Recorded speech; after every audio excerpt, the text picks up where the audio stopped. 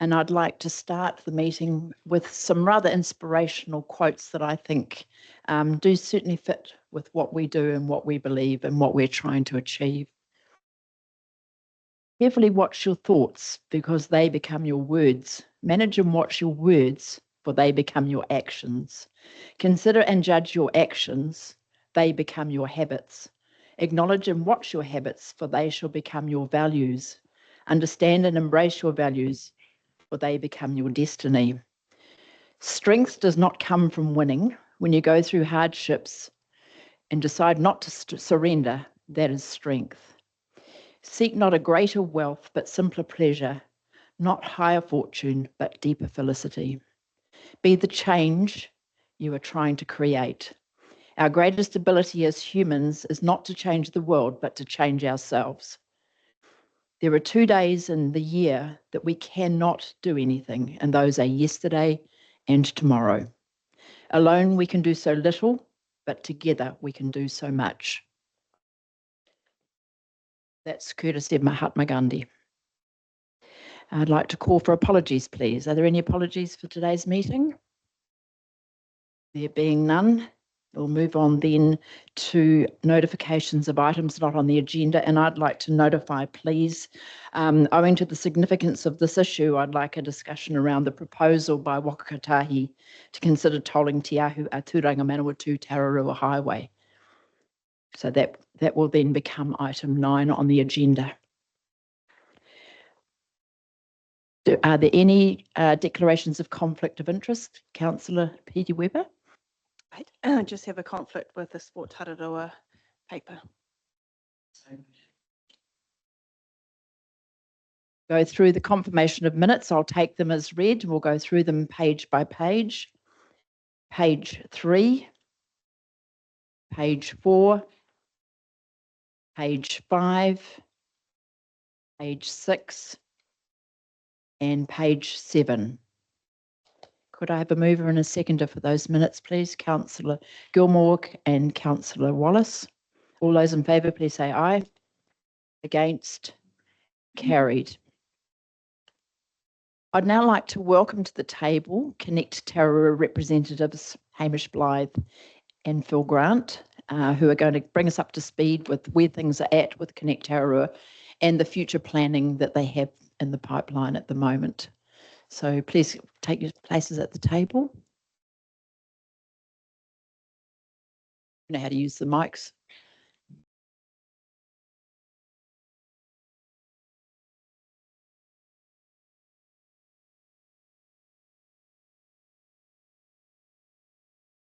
When you're ready.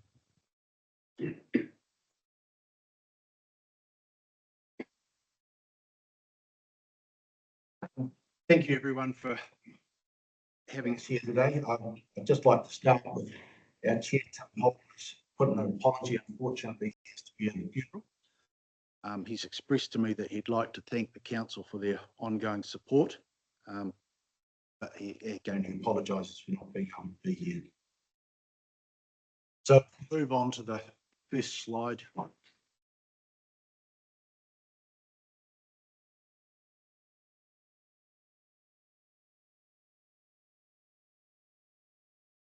So what I've outlined is sort of our Connect Tararua goals for the next couple of years. Our first and foremost target, if you could call it, is to fix the problems of Northwood. Then we've got, I've put Make Good Sam Fly in Tararua. Well, I'll fill that in a bit more, but Good Sam is this fantastic product from St John's Ambulance. Then we're looking to fill in as many of the little coverage gaps as we reasonably do. Also, it's painfully aware to us that we need to make the internet in Tararua faster and cheaper. And where we can provide the best possible solutions for our residents. And ultimately, number 6, and I think Phil will be in agreement with this, is we'd like to make ourselves kind of redundant.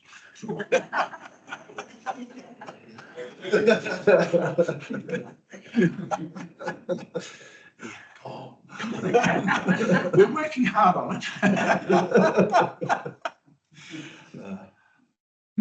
So if we start with Northwood, it's I would be right in saying it's the commercial hub of Northern Tararua.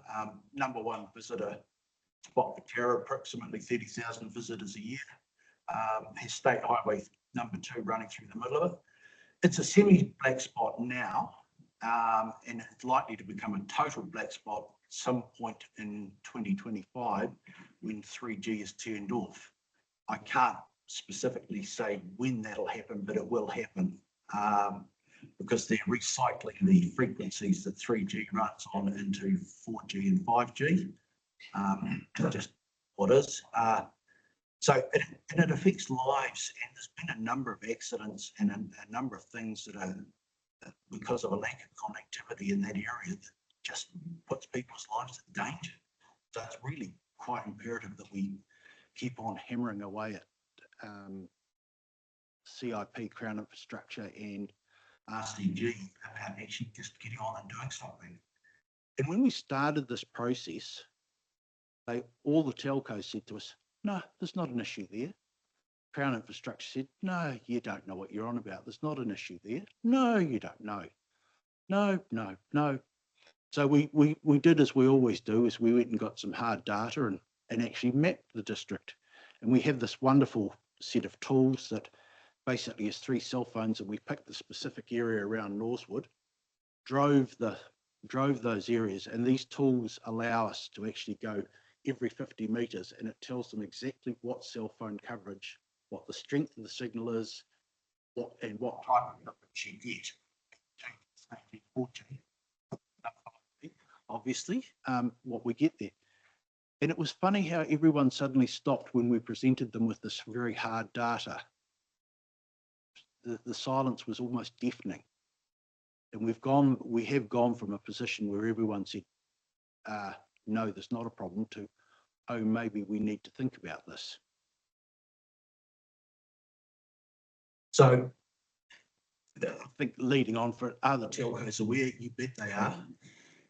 It's become a bit like a, oh gosh, here they come again.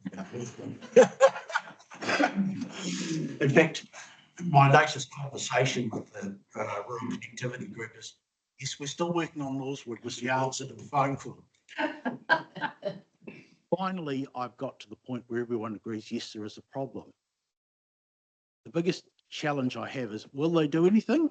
Absolutely everybody agrees, yes, something needs to be done.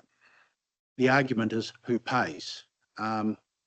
We have lobbied government bodies, being CIP, Crown Infrastructure, a lot, and continue to. At the moment, we're getting 5 different messages. And when I look at the messages that they're giving our local MP, the messages that I've heard quietly elsewhere that they've given to other officials, we've got 5 different stories. So I'm a bit hesitant to say whether we've won the battle or not won the battle, because it would be anybody's guess at the moment. I hear a small amount of optimism, but that would be as much. I think until I see them pouring the concrete for the foundations, I won't believe it's happened. That would be the truth of the matter. We are in the wonderful position where, thanks to Phil, we've got a site organised, which is right next door to power, which has been surveyed. And this is one of the standard things that's often thrown at us is, oh, we've got to go and survey the site. It's survey the area to see what needs to be, where the best site is. Because we're at Connect Tararua, survey sites, or survey areas and give them sites, means that a lot of that work's already done for them ahead of time. So when we hear that, I immediately know that's a dodge to do nothing. So that stops very quickly.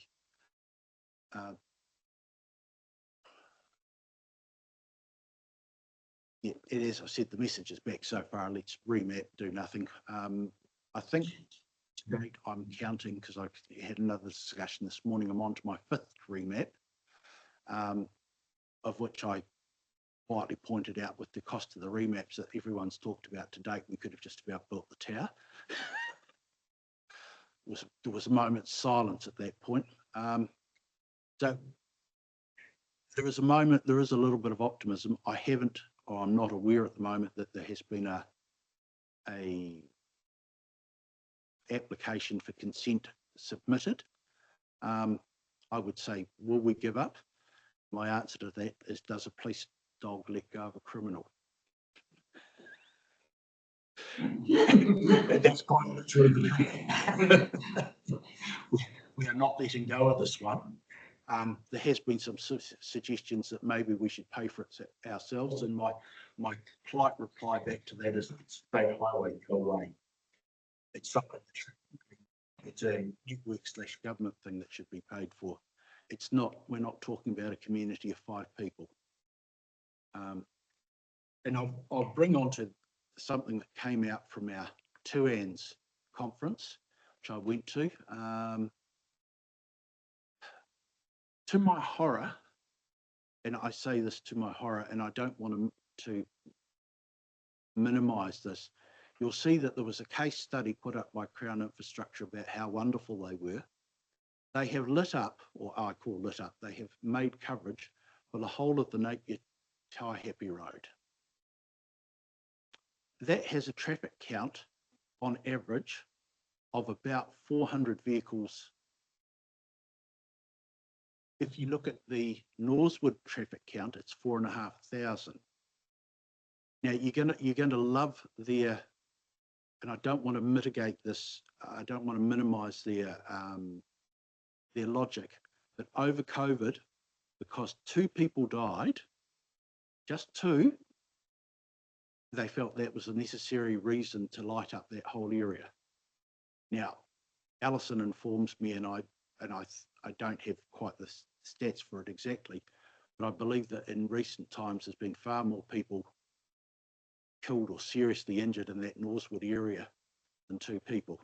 So when I saw this, to say I was flabbergasted was beyond belief. Yes, I had to maintain myself not to go and strangle the man from CIP. It really was beyond belief that they could do that, and yet there was not a problem in Norsewood. I don't want to minimise the loss for those 2 families, but that's why we need it, why coverage is needed.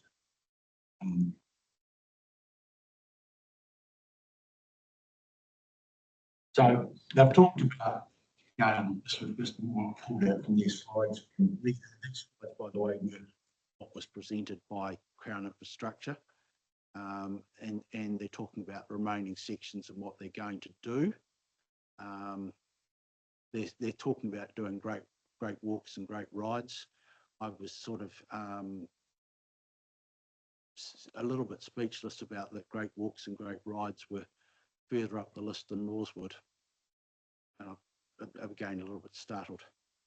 I've also since had communication from CIP very recently, where an email was sent to me and said, well, you've got a cell site in Pongaroa, what more do you want?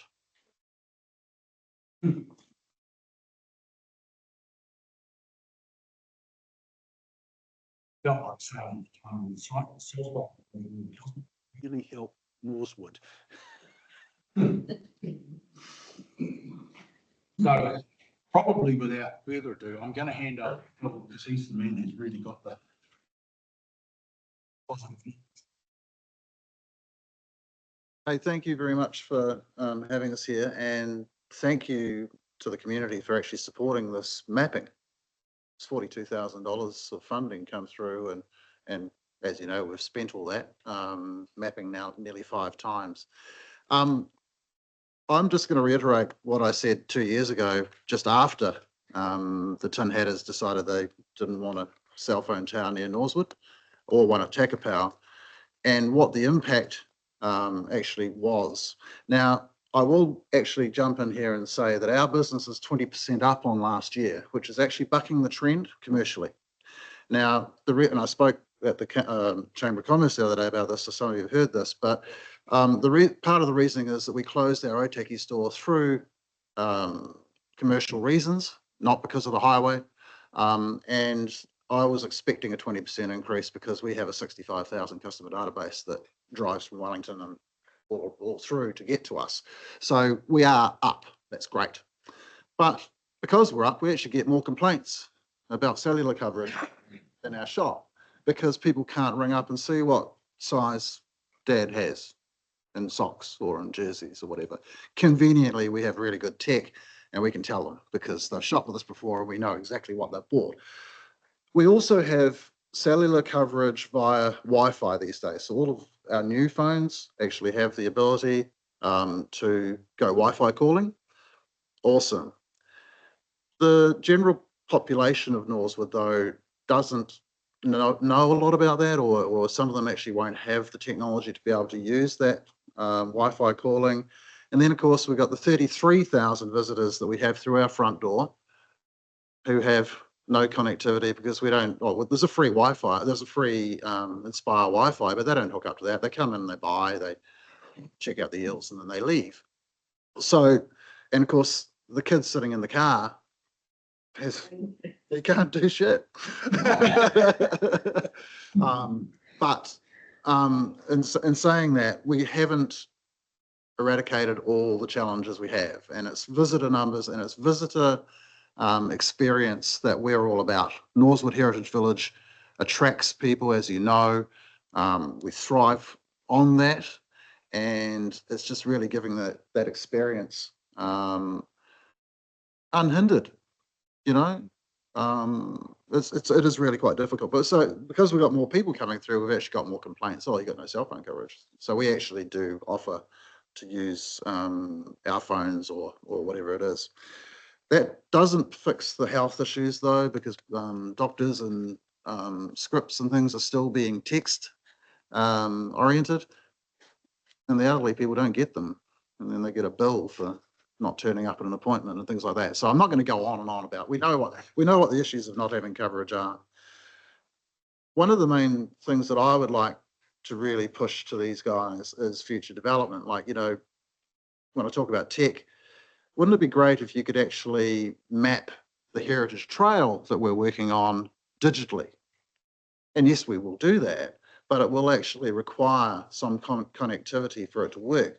From a marketing point of view, you know, oh, you've got to go and see this place, you know, and people will actually send a message. Well, they won't because we haven't got any coverage. They'll have to wait till they drive out to send a message. Hey, you've got to come down here and do this heritage trail. And by the way, my grandfather was on this boat, or great grandfather was on this boat, and this is where it came in, and this is where they lived, and things like that. So I'm just here pushing why I'm involved. I love the quote, Alison, from Mahatma Gandhi. My strength's back from being invited here. You know, I go in and out of I'll just get on with my day and forget about it. But it keeps getting risen, and I am part of this group, and I will fight. Hey. So yeah, that's about all I've got to say. Thanks, Bill. Thanks, Bill. So that probably leads us on to the next thing. And this is going to be the real reason why, as a district, we need to try and fill in a lot more gaps. This is a product which, again, and I'm going to say this bluntly, was a real fail on St John's not telling us about it. It's an innovation in the ambulance services for, and they very wordy thing, but saying enhancing rural outcomes. And essentially what it does is it allows first responders to get to patients quicker. And it's been well documented that the quicker people get to, a first responder gets to somebody, the quicker the higher their chances of recovery or staying alive or just better outcomes, full stop. Now, we were presented this in quite depth, and I've pulled out a few slides from our man at St John's. He was very fascinating and very interesting, but the whole thing unfortunately relies on connectivity. So there are a few basic stats that it's out of hospital cardiac arrests. he said what's about 2,500 were happened, and I think that's rurally. 23% were transported to hospital, 11% survived 30 days after the event. Now, that figure apparently is much lower if they don't first responder there. I did get a chance to talk to him, but I didn't unfortunately get the exact figures down. So I think I've got some there that tell me, I think it's, yeah, in urban you get about a 25% better outcome than rurally, which is about 12% survival event. I think that's the right figure. Sorry, I'm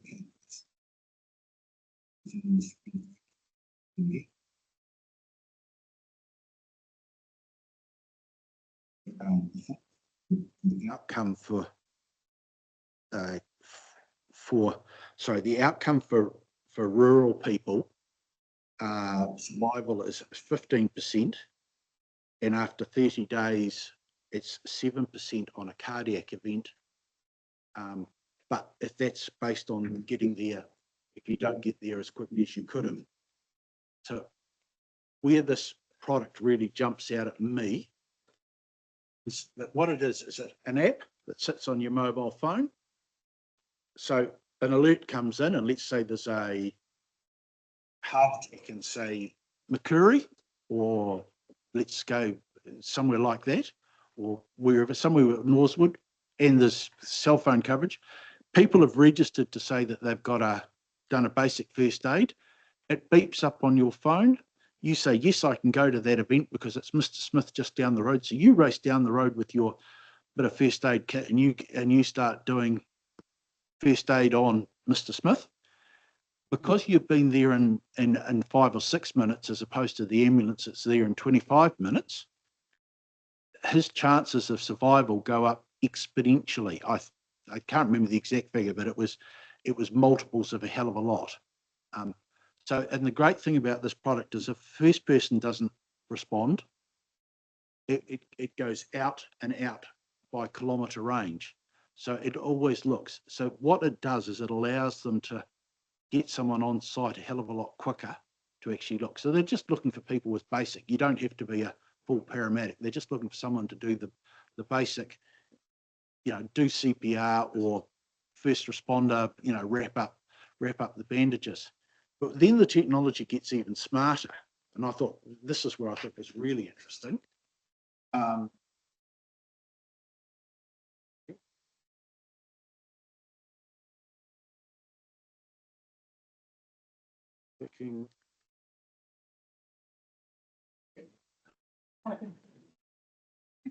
You can actually point the camera of your phone at your patient, and it will send information back to the first aid, back to the call centre of the St. John's, and it will allow their doctors to assess what may be the problem. It will also allow them to actually give advice to the first aider as to what is actually needs to be done, or what you can do to make that person better till the paramedics arrive. Now, given that St. John's is so stretched, this just was eye opener for what could be done to extend life and the possibilities around it. It just was mind-bogglingly what you could do. So the challenges they threw up was obviously the need for reliable coverage. Data, I think, is probably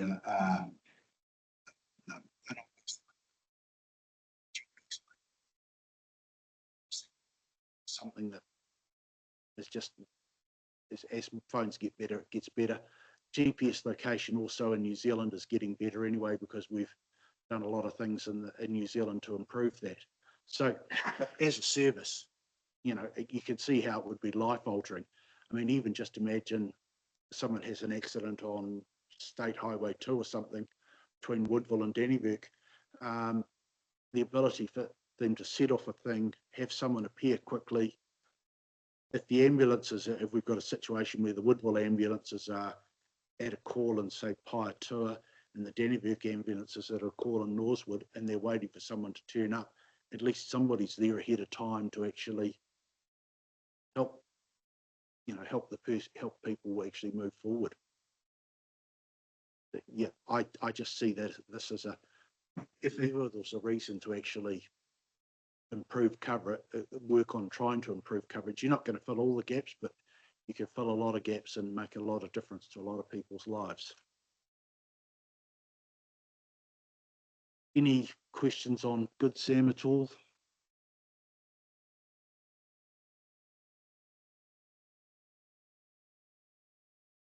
It is very effective. My son occasionally fills in for St. John's, and to see what he's got on his phone, they even code them. So if there's a big issue, then from all around, and you can track who's coming, and it can be quite enlightening seeing them all turn up at once, and they work out who's going to be the best one to actually help. But so it's certainly been well tested, and I think the extensions you're talking about, Hamish, would be hugely wonderful in a rural area. Councillor Gilmore. Thanks, Chair. Listen, Phil and Hamish, thank you very much for the info so far. I think that the business opportunities and convenience speak for themselves, but the health side of it is just so vital for our district, especially considering the challenges we have with our local health system. And so I just wonder, I know that you're pushing absolutely every angle for the work that you're doing. How far along have you been with raising the health side as a compelling argument to get at least the Northwood Tower up, but then beyond? Very compelling from this side.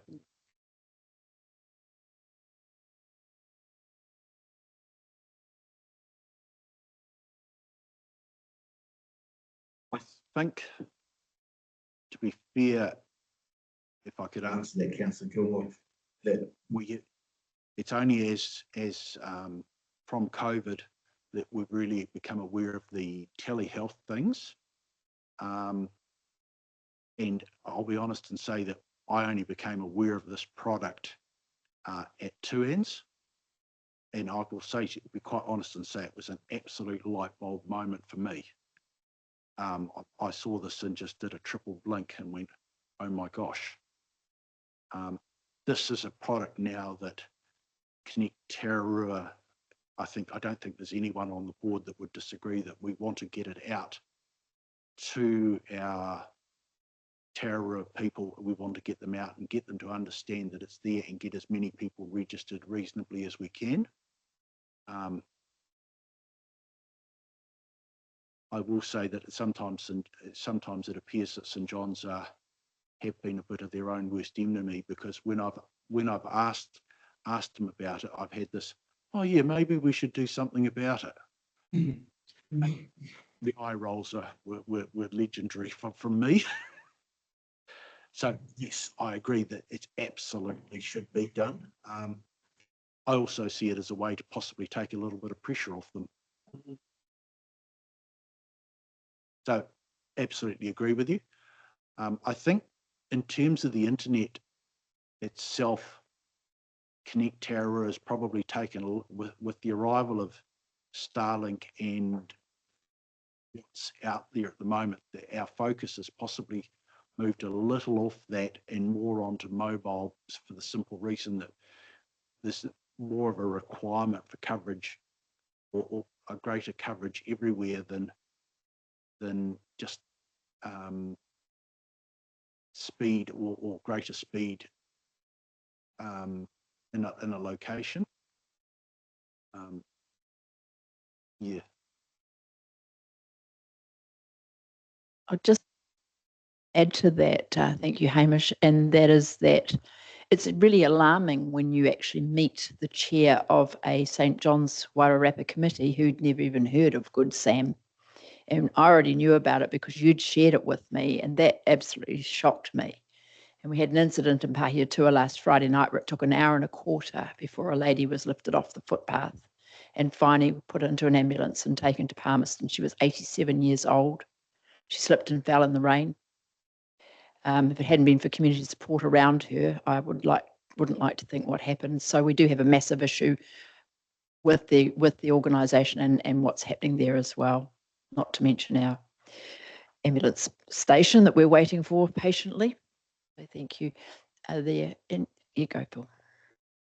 I was excited when I spoke to Tracy the other day. She'd actually been speaking to those in areas that we don't get reach through, and with Mike Butterick, and we've got lots of communication going through the MP and through Tracy. I think with this coming to the fore, this is awesome that we can actually use this as leverage, if you like. Yes, we have the tech. Yes, we have some spots where you can go and stand with your one leg and tongue out and go, yeah. But when you start bringing data in and you want to do AI face recognition, that ain't going to work. The other thing too, the 3 telcos that would go on this tower, and they've actually told us where they're going to put it and how they're going to put it and how tall it is and all that sort of thing, but that's been poo-pooed apparently. So I think the thing is that we've actually got more traffic and it's growing, that's why I said that we're 20% up. So that's not just the same people buying more, that's more people. Well, the same thing happens with visitors. And if we get some tourists back this summer, they use all the data. And especially on Vodafone and 2 Degrees from what I hear. I'm with Spark, so I don't know, but apparently the eating into the data is massive, the more people that are camped up. We don't get them in the wetland park anymore because they can't watch Netflix. So, but this health situation is something that I would love to see happen.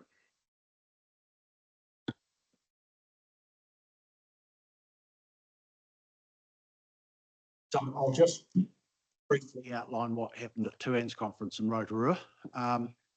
Chorus, our good old Lions friends who want basically to push more fibre cable out to everyone, but like all good things, they want someone else to pay for it. Interestingly enough, the Commerce Commission are going to be our best friends. And this will seem strange, but they are doing a very intense rural survey or nationwide survey, but with a focus on rural, looking at the level of service and the price that rural New Zealand gets, and they're quite of the opinion that the service that we get is rurally is not great, and nor is the price. Also coming up is Amazon, as in the online shopping people. They're going to put their version of Starlink up in the air starting some point 2025. They didn't have any pricing at the time when they talked, but interestingly enough, they're getting SpaceX, the owners of Starlink, to launch some of their satellites. Crown Infrastructure indicated that they felt their spending as far as mobile / internet connectivity was probably coming to an end. Whether that is the case or not remains to be seen, but it's time will tell. So one of the things I was asked by Alison was just to raise the question about just how much of a gap there is. And this is Highway 52 north of Pongaroa, and it's just to give you an idea. The red dots are not a lot of coverage, and the orange dots are, you might as well say, stand on your left foot and raise your right arm. So really nothing worth talking about, just to give you an idea if that's how little coverage is out that area. I've since been talking to a few ambulance guys, and they tell me that basically they get to about Motia or just not far out of there, and they don't really think they've got any real coverage of any description until they get back to Pongaroa. That's their take on it, which is kind of scary really for them, and that's with all their flash technology. Just in Weber, same sort of result. And those are 2 areas that, with the arrival of some new technology that I saw up at Tuans would be relatively easy to not fill in completely, but we could fill in a lot of gaps for not a lot of money. So there are options out there that we can do, and I'm investigating and working and just trying to get people to sort of come on board with some ideas. So one of the things that we did discover is that the Maori Spectrum stations are actually out there. They've got their own spectrum. This is really the picture of this is they do actually have a series of what I will call mini cell sites. At the moment, they've got the spectrum, but they can't talk to the rest of the world. So it's not going to be it's not a starting point yet, but we're looking towards it. They've got, I'm sorry, that's got a wee bit out of shape, but they've got a small cell sites that'll cover around about kilometre and a half range. These look like they're going to be pretty cost effectively priced. So I think we'll be in a position to potentially while we potentially won't cover everywhere, we will be able to sort of fill in a lot of dots. And my idea is places, especially like Weber and Pongaroa, or Weber and that Northern Highway 52, is if we can't cover everywhere, but if we cover lots of little dots, if someone knows they've only got to walk 200, 300, 400 metres up the road and they've got coverage, it's probably a better option. It's not perfect, but better.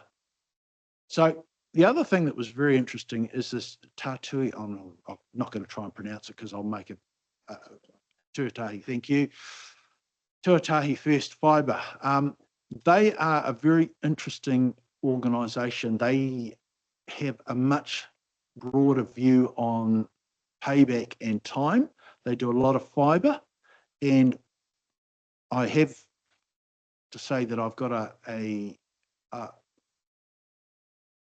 eye to have a long-term discussion with them about what we could do in terms of extending our internet coverage and fibre coverage into the Tirarua. Their look at things is unlike the likes of Chorus, is that they look at things on a 30-year business plan. And when you look at things on a 30-year business plan, numbers that would previously not even stack up suddenly look a whole lot different. So they're on my list, but I have to say that at the moment Northwood is at the front of my list. But they do have a fairly good geographical coverage, so it's definitely in the list. So to be talked to, they're part of a fairly big sort of global family. You can see they've got some fairly big partners in the form of First Gas and Waste Management. So they're not without money to put behind themselves. So I would see them potentially as being, if we can do some sort of deals with them, it's not like we're going to have to go and find money to fund them. It's going to be more about putting business opportunities in front of them, which I'm sure ratepayers would be really happy about. Now, just jumping into the good old Commerce Commission. So they're really looking very hard at rural connectivity. They're pushing out their little boxes called those, which are these wonderful little boxes that register what's going on your internet. And then they send reports back to Commerce Commission in a sort of a form that's quite useful. These boxes are wonderfully useful, and I'm going to give you a very real world example. And it happens to be in Coomera, and if everyone will excuse that I use this one as an example, because it's right on my back doorstep and it's very useful to me. Coomera cell site is under intense pressure at the moment and tends to be kind of falling over. I was having a bit of a debate with the RCG about this, and the usual thing when these things happen is everyone denies. Because I was able to pull out the data from one of these SAMNOS boxes and put it straight in front of them, instant action happened. Now, to give you an idea of how bad it was, on one particular day, it had nearly between 4 o'clock in the morning and 8:30 in the morning that the cell site had been disconnected for nearly 5 hours. Speeds were 2 long. It's just absolutely less sort of dollars into So, but where this is really good is that these guys are, Look. more of these boxes we can get around the Tararua, the more of these, and this is another thing that's will be happening very soon, is that the Commerce Commission provide them free of charge. You put it on, it connects, it sends the information back. This then gives the Commerce Commission ammunition to go back to the government and say, you need to spend more money. This is where you need to spend money. So it's in our interest to get as many of these boxes out there as they become.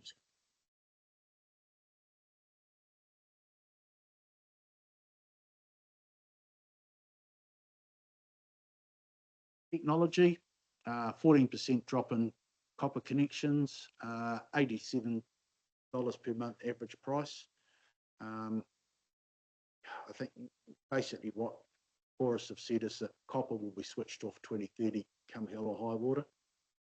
They're running out of technicians that actually know how to fix it. Not one anyway.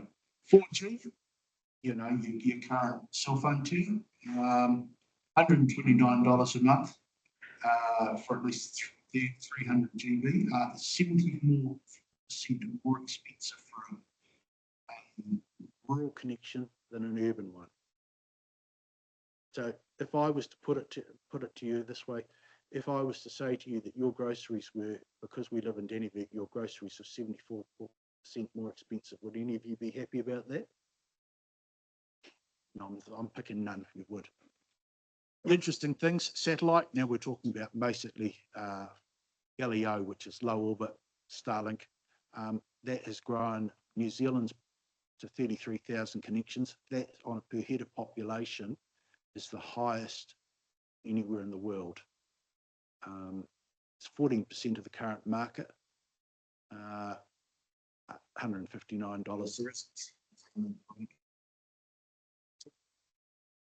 Internet service providers, supply type people, over 60% rural coverage.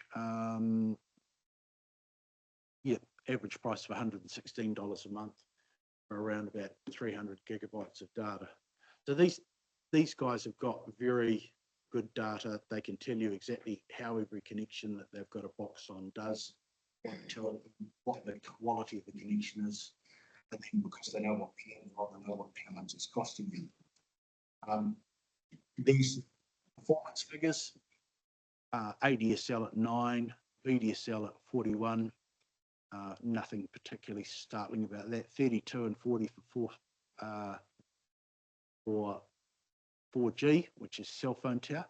Then you'll see your satellite is at 186. Well, that's starting to get close to fibre. And then you've got your various fibre plans. Now, red is rural, green turquoise is urban. So it just shows you really how, I'm just going to say this bluntly, how apart if there wasn't Starlink here,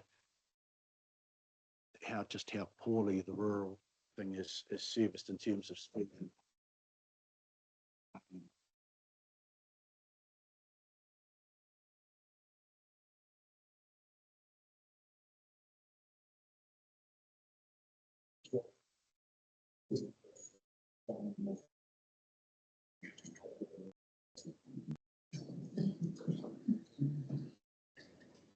So then we've got customer satisfaction.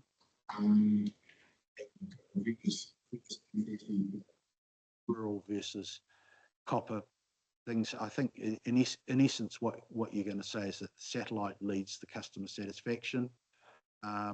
Coverage and availability sort of is, generally speaking, you could say that matrix of price and what you get value for money for satellite at the moment leads it, but it does, as you said, it comes with some risks. This is a very interesting one. I don't know whether they're going to open this up to the public or not.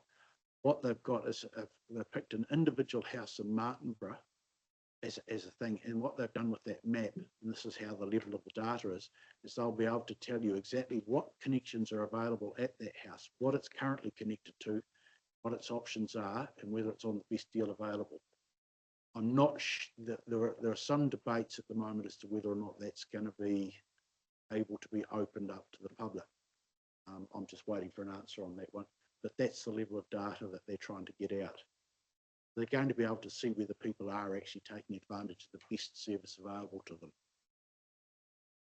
which I find quite fascinating.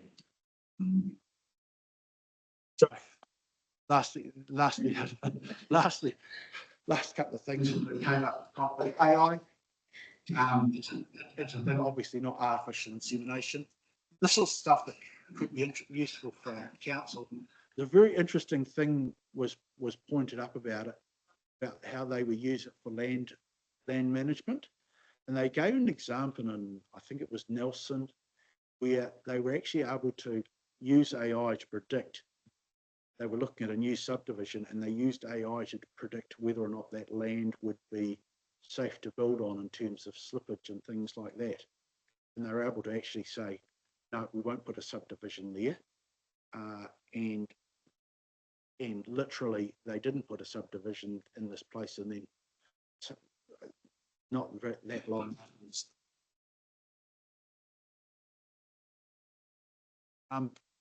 Also from an agricultural side, there was greenhouse gases reductions in ag. So there's a lot of technology there, but again, you need a connection. It also, they were able to and it was a lot of it was pretty technical, but it was infrastructure life cycle performance. So in other words, looking at pipes and things like that and trying to estimate when things may or may not fail. So a lot of this stuff, I think teaching is quite useful for council. But we shouldn't scale anything shouldn't scale as things that don't want to learn about. So this was just the maps that they did looking at whether land could be useful or not useful, slip predictions. Again, this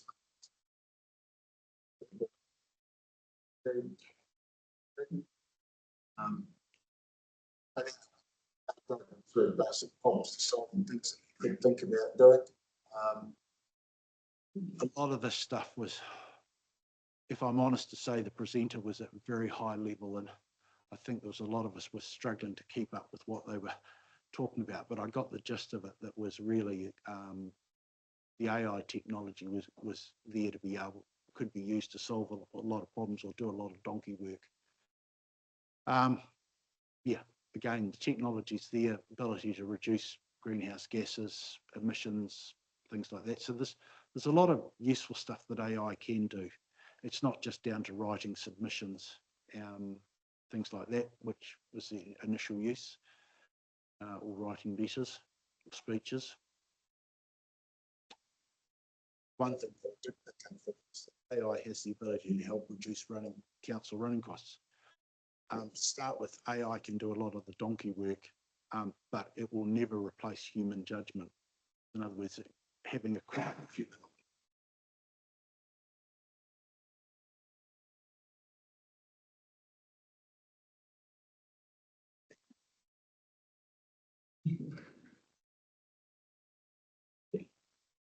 Amazon Project Cupia, very quickly, because I don't want to bore everyone. Basically, this is their version of Starlink. So they're not playing around with the game. $10 billion initial, and there's a US dollars initial investment. There's a serious amount of money and personnel being involved in it. I'll just rattle through. The really exciting part is that they're launching in what they call bands 1. And if you see in that map, band 1 is New Zealand and parts of Australia, and then the northern parts of it. What they're doing, they're launching band 1 and then they're going to band 2, band 3. So they're launching from the outside of the world and going in. So we're in the lucky position as we're going to be sort of first cab off the rank.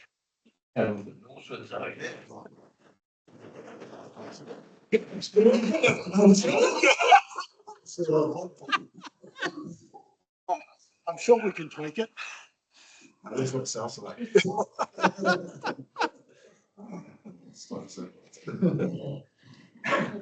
To be honest, having competition in that market has got to be good. It also replies redundancy. I am a little bit wary of Mr. Musk's political views at times, and those of you who may have followed the news will see that he's at war with the Brazilian government at the moment. Yeah, I'm not quite sure. But it's nice to know that at some point, I'm going to say mid next year, we will have thing. They have committed to resources in New Zealand. They have land leased. They have stuff done, so they're real and coming, not just a pretty picture. Yep. And our good old friends, the RCG, who we still have to be polite to, who basically are a joint venture between Spark 1 and 2 Degrees. Basically, in terms of cell phone coverage, they're still the most useful because you've got one tower with all three providers on it. I will always advocate for a tower with that on it, because it gives, you know, all providers, doesn't matter who you're connected to, you then get coverage for everybody. So anything that I'm looking to put in place, I don't want it to be one network or the other. I want it to be everybody. Just because, you know, Murphy says that someone turns up and they're not on whatever site it is, it's not a lot of help. They're still being around, they're still being helpful where they can be. Yeah, like everything, they don't do anything without somebody else putting a check up. So, yep. And really from there, I say the battle continues.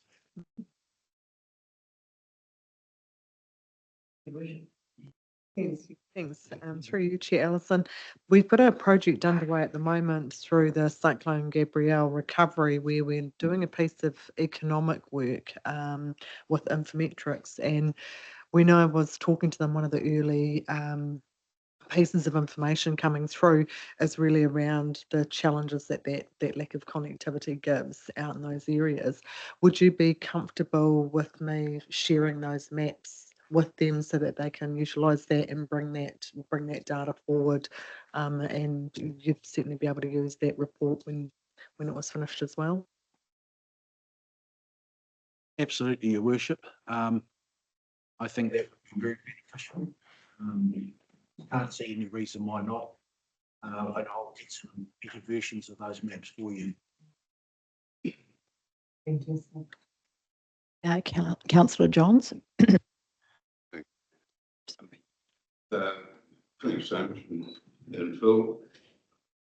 Question, what do you know about Starlink's operation about to happen just outside Woodville? Anything?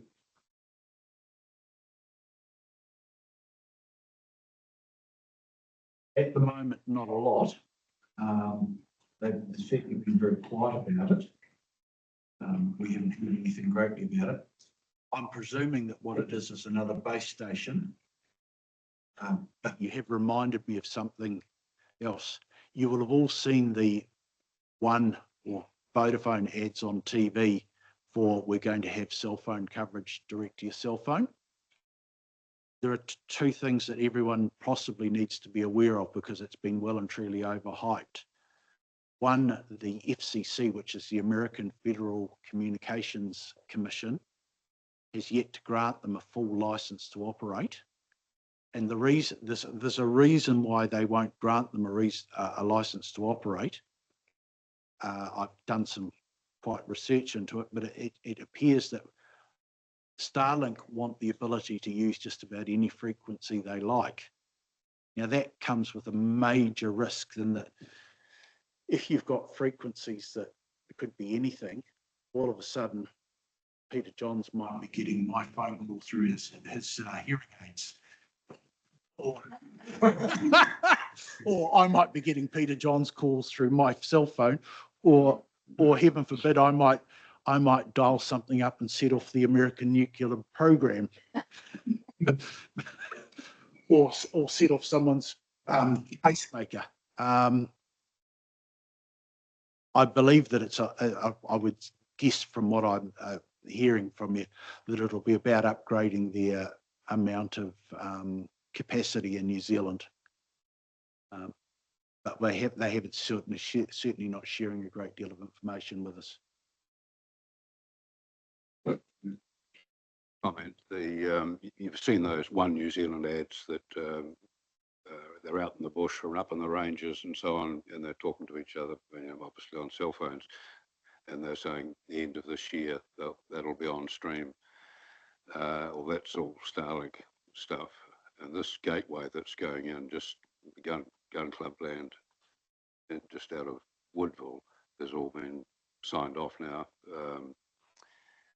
And it'll be up and running by the end of the year, and that has a coverage that covers basically the southern North Island. There's another one going up in Waikato, some of the South Island, couple, two or three in the South Island, but this one covers basically the southern North Island. I think those base stations go direct to the satellites. The satellites then can be phoned. The issue is that you're quite right that the base station, basically so for internet users, everything will be as per usual, if not a bit faster. For Starlink users, it's the phone connection stuff that's not going to be, is still up in the air as to whether it happens or not. And there are several court cases going on in the US where there's all sorts of argument about whether it will or won't happen. The one thing I would make to point to everyone about it, and it's an additional service. It's not a fix everything. Someone said to me the other day, why do you think it won't fix everything in terms of connection? And I made the interesting point that when you look at a Starlink kit, the antenna is roughly about that size. So the size of that poster on there, the size of an A3 piece of paper. The antenna on your cell phone is just that little bit in there, which means that you're not going to have anywhere near the coverage. In terms of what you're talking about, Peter, it'll be connecting, that base station will be connecting to the satellites that cover the lower North Island for internet, and when and if they get the approval for what they call direct to cell technology, then yes, that will assist in that. But it's I say to everybody when and if, because it's I think there's also what I would call US defense implications in it as well, which is why it's got very everyone's gone very quiet on it. Thank you. Thank you for that. Looking at those slides really rolled the years back, about 7 years for us when we looked at those maps, when you consider that's how long ago a lot of that work was first done. And I look at when you talk about your tower at Kumaroa, that was probably the last one that we did, was the Friels Tower, and that was part of the RBI2 rollout. So we have achieved a lot, but we still don't have the perfect solution. So are there any further questions at all?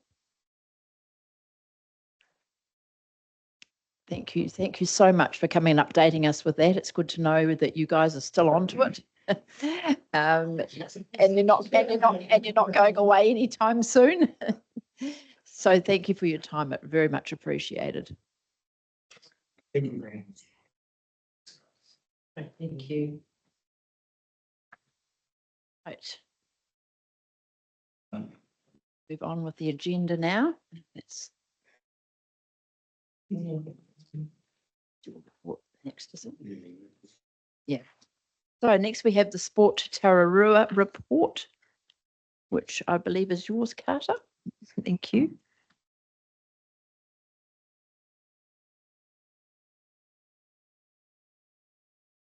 Welcome to you both. The floor is yours.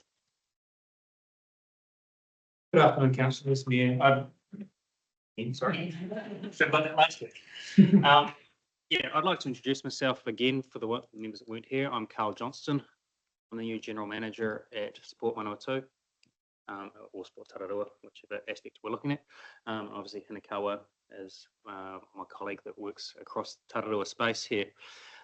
Just firstly, I'd like to advocate for that Good Sam.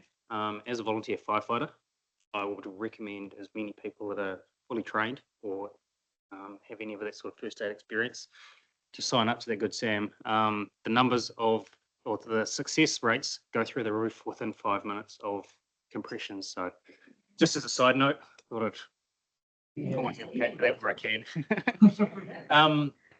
Yeah, so a bit of history. I've been here for just over 2 months now, and sort of figuring my way around the district and around the region. And yeah, so I don't have a full history of all of the events that have come through in this annual plan, but yeah, more than happy to have a discussion afterwards. But in the meantime, I'll pass this over to Hinakawa to talk through the progress we've had for the last 12 months. Ko mauriore te whare ango i ka was manai tōku ngā hiuria hau no Ngāti Kahunga ki whangaroa me Ngāti Kahungunu. Ai noho ana hau ki Tamaki Nui Arua. Kia ora tātou, my name's Hinakawa. And I live here in Dannevirke. I'm the Tararua Community Connector for Sport Tararua. And I will take the report as read, but I would like to highlight a few things that have happened over the last 12 months. So first of all, I'd like to talk about the Walk in Wheels Week. So this year in March 4th to the 8th, we had Walk in Wheels Week, which was an initiative, that encouraged primary school students to embrace active modes of transport to and from school and within school. Here in the Tararua, we had 19 classes throughout various different schools participate with approximately 400 students in total, walking to school, biking to school, as you can see, using rollerblades. And also there was a competition and our winning school was St. Joseph's School here in Dannevirke, with their winning prize being a session with onboard skate at the time that they choose. The next thing I'd like to highlight was our Rural Travel Fund. This year we had double the amount of applications we had last year. We had about 15 groups apply with 112 teams applying for assistance with the Rural Travel Fund. We had $12,665 to give, and the community asking for just under 60,000.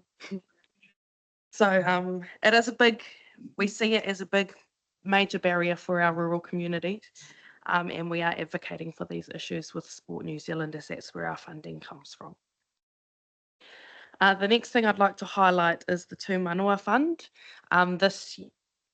This year, 2023 to 2024, we had from the Tararua district $75,155.40 applied for here in the Tararua that was granted to those applications. As you can see in the slides, the top two photos, one of the Tū Manawa funding projects was delivering kiora sets to each of the schools, each of the 16 schools in the Tararua district, and those were delivered last week to the schools to help promote and enhance ngā taonga tākaro within all of our schools here in the Tararua region. The next thing I would like to highlight are in these photos here, you will see balanced school students with some play stencils. So Sport Tararua has Play on the Way. So these stencils are purely for students to be utilised in schools across the district for students, and these stencils are to allow students to create their own ways of play, to create their own ways of how they want to play out in their playground and take ownership of what their school looks like in terms of play, active rec and sport. And we also had the play trailer this year, which went to various different events. One of them I'd like to highlight though was the Pahiatua Children's Day that was in March. It's such a beautiful event, seeing so many whānau and kids out there enjoying themselves, playing with all the different aspects that there was there at the day. It was an absolutely beautiful day. The next thing I'd like to highlight was the Tararua 7. So this was an event, is an event that happens annually. In this report, we have the event that happened in 2023. So it happened on Friday, the 4th of August, 2023. We had 17 primary schools participating, which calculated to about 72 teams. There were 650 students that participated in the day. And there was 240 games of netball, rugby, football and hockey being played throughout the whole day. And we had 50 volunteers from both Dannevirke High School and Tararua College to be our referees for the day. And it is just, we have just had this year's one as well. And then the last thing I'd like to touch on is the primary school touch competition that happens every year. So so the primary touch is run by Jamie Hapia from Ngāti Kahungānuki Tamaki Nui Arua. And touch season last year the last touch season saw 360 students participating. And yesterday they started a fundamental touch program in prep for this year's touch season that's happening next term.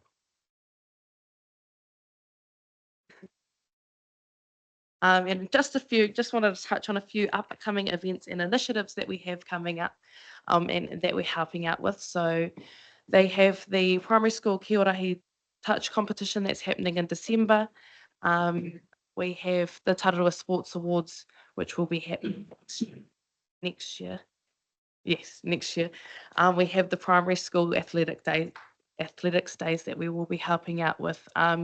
Rangitane are running a Wiroa Marae, which we are supporting with, which is such a big event that's going to be happening in November. And Tararua Reap are wanting to run a holiday program for students next year, which we are supporting with. We have the Secondary School Sports Awards happening in October. And we are currently developing relationships with sports clubs to identify insights into the club's needs and how we can better support those in our community. Thank you. Do we have any questions? Through you, Chair Alison, the Rural Travel Fund, that's huge to have over $60,000 worth of applications. Who decides on that fund? Is that Sport Manawatu? Is that your board, or is that a panel? Yeah. There's a panel that is CE and our finance people through Sport Manawatu. As you can appreciate, delivering such a small amount to such a broad spectrum of people it's a difficult decision. And I can only see it getting more and more. To me, I think this is one of our key priorities, and it's an area that I'd like to seriously focus on as far as advocating through third-party funders, be it NZCT or Eastern Central or something like that we can work together as a partnership and lobby those groups to either increase that funding or provide some other aspects to it. So, from my short time that I've been here, and picking up on the meeting that I had here last week, that the rural travel is a major barrier. So if we can support that in any way, that's going to be one of my key focuses anyway. So, yeah. I think we'll be keen to lean into that. That's where I was asking from. Thanks. Are there any further questions at all? There being none, could I have a mover and a seconder for the report, please? Moved Councillor John, seconded Mayor Tracy. All those in favour, please say aye. Against, carried. Thank you very much. And we Tararua Highway toll threat, because that again will impact on transport. Thank you very much for your time. Thank you. Thank you. We'll move on now to the library signage. I was really intrigued to read the report and loved what I saw. That sounds good. You're welcome. Oh, it certainly made Paeatua look much more attractive. I thought so too, not biased at all. So,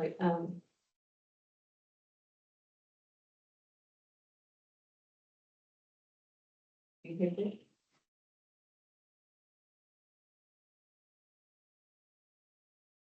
Yeah, it's in the agenda. We should all have it on our iPads. I wouldn't worry. That should be fine. Yeah. Yeah. So,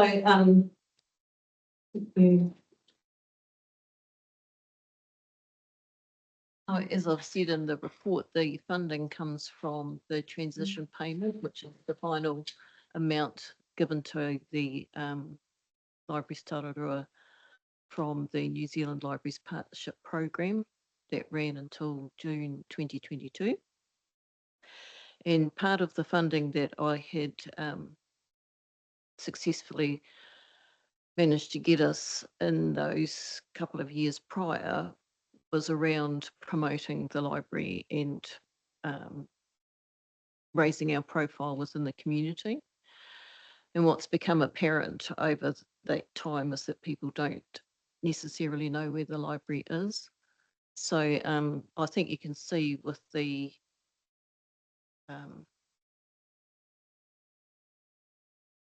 pictures of Dannevirke and Paeatua that really it's not obvious, immediately obvious, that that's actually the library. Going to, and it also has the older brand on the Paeatua one. It's got our previous Tararua District Council brand. So it's an opportunity to update it with the brand that we created for Libraries Tararua. That was part of the family for that rebranding exercise that we all went through. Yeah. You've got a question, maybe, Tracy? I'm just trying to, you've got that libraries band, but how does that link into the overall strategy? Like, is that blue in the council colours, or how do people connect that into being part of the Tararua District Council whānau? And I guess when I saw Ikarahunas, how do they link in, you know, to the towns as well? So just I know when we went through the Ikirahuna town upgrade, they had some colours that they suggested for the townships as well. Yes, so when we came up with the Libraries Tararua brand, we worked with Mark, who was at the time the general manager, and I understood that he was going to be talking to the councillors about the relationship that our brand had with the libraries, with the Tararua District Council one, that it was like a family of brands, because that question came up at ELT. So as far as I understood it, he'd had that conversation with the councillors. So I'm sorry if I was incorrect in that. The colour for the actual the blue is one of it, is it's from that palette of colours that we came up with when we rebranded TDC. And it's not, I don't know whether you've noticed with the Ikitahuna and the Woodville signs that we've done in the blue, they've got the, in the background, they've got the land of, same as the triangles from the Land of Ranges. Yeah. So this one, the ones for Dannevirke and for Paeatua have the sails in the background that are from the library logo rather than the triangle ones. Yeah. Yeah. Any particular reason?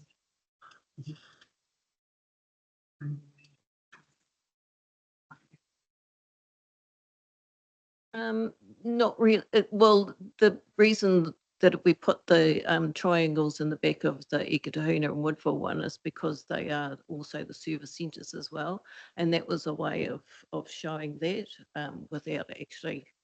I know we have got an service centre, and we have got the little legend on the with the icons on the side, but it was also another opportunity to make that clear that there's the dual role of those two particular branches. Yeah, so that's okay. We'd like to, oh, sorry. Councillor Naoma. Thank you, through you, Chair. Can you tell me what the logo is on the library one. What is it? The walker with the, Oh, the walker. with the full sails, yeah. Which are box? Which are box? Well, no, not really. We tried not to make them books because they're.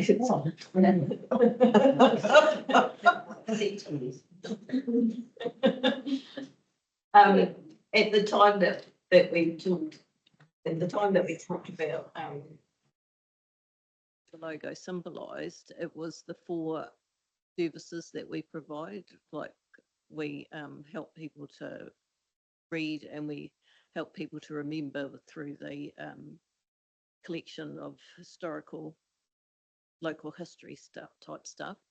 And we help people to rehearse for life, and that's through our programs that we have, and we help people to relate to each other because we have that third space that people can come in and be a part of the community and just sort of exist. Yeah. So that was what the 4 sales related to. That was through the branding exercise that we had. How does it look wrong? I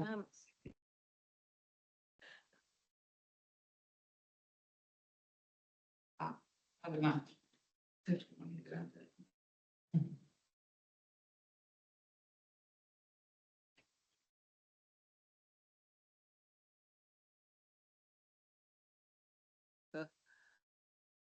Sales online, so we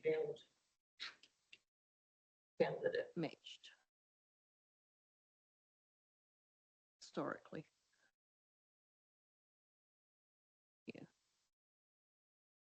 Yeah, so far, facilities have very kindly painted the pillars outside Dannyburg Library in preparation for the signs to go up. The fascia is going to be repaired, and so the existing lettering that's crumbling and falling off is going to be painted over, so you're not going to see that bit when it's done. And we thought it would be an opportunity for people to be able to park in that Mary Lee's car park that's shared and be able to see that that's actually the library building, because a lot of people don't understand that that's also. We're not quite sure what we will do with that, where the clock used to be in Paiatoa Library. We're not quite sure whether we will put a light box there. It depends whether we have enough money once we've had the quotes in, or whether it will be a static sign. And it's been done in with regard to potential integration of services in that building. We'll be able to add that leader of the icons and the ends at the centre of it to us. Thank you, Brenda. Are there any further questions? There being none, could somebody please move and second? Move Councillor Johns, seconded Councillor Long. All those in favour, please say aye. Against? Carried. Thank you, Brenda. Thank you for your time. And now we'll move on to the management report. Thank you. Through you, Chair Franklin, I will take you through the main points of the management report, starting with page 39. So the main work around the facilities at the moment is around capturing all our assets into the system, being RAM. So at some point we will have all our assets into the system, and in point 3.2 table you have up to date figures or numbers of our assets that have been captured into the system. From 3.3, it talks about improvements to our facilities. So improvements, for example, to the parks and reserves and to the campgrounds. So, for example, installing a bollard along the lower domain, the berms in the lower domain, and beautifying the Anzac Park. 3.3.3 in page 43, a little issue around the Duniver campground. We are working with Horizons to rectify that and have the campground all sorted before the summer season. 3.4 is about the bookings of our facilities. So you've got some stats there. Some stats around the CRMs on page 44. On page 45, I would just note a slight error. So the graph you have on top of page 45 about the campgrounds, so the figures or the stats are correct, but just the labels should really read 2024, not 2025, but the actual stats are correct. Around the playgrounds, so a number of issues around the playgrounds, but they are minor. And with these minor issues, we are also implementing some solutions. So we are obviously dealing with anything that's to do with health and safety. And we're removing anything that's not up to scratch. For example, removing the swing in the Fountain Park, the swing that had a bit of a compliance issue, not so much, well, it could have been a health and safety issue, but it was a compliance issue. We're collaborating with the community groups to decommission any unsafe equipment and replace the equipment whenever it's feasible. Yes. Wallace, sorry. Yeah, thank you, Chair Ellison. Is the Flying Fox and Pie tour going?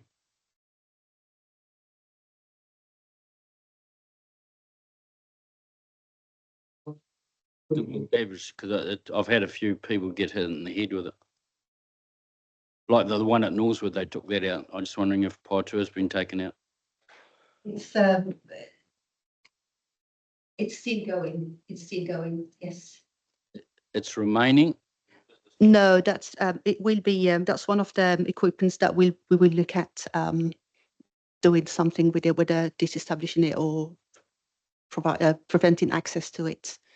Yes.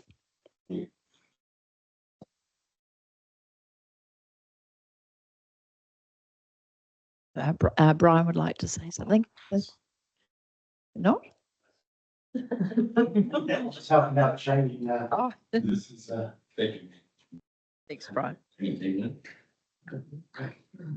So anything that has a minor with minor issues, or we're looking at prioritizing and looking at solutions to have to replace either the equipment or prevent access to anything that's not safe.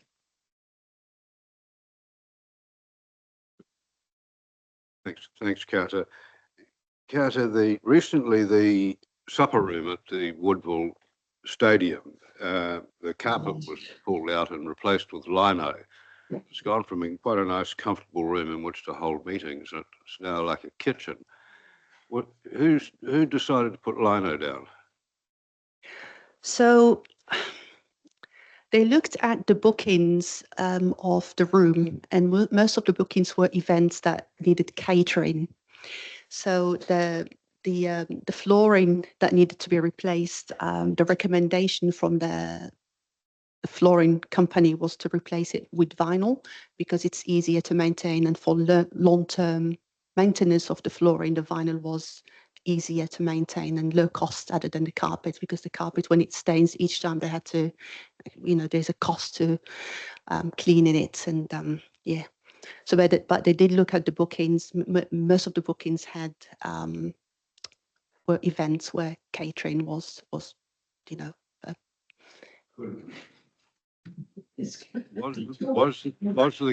the Woodville Community Board consulted about that?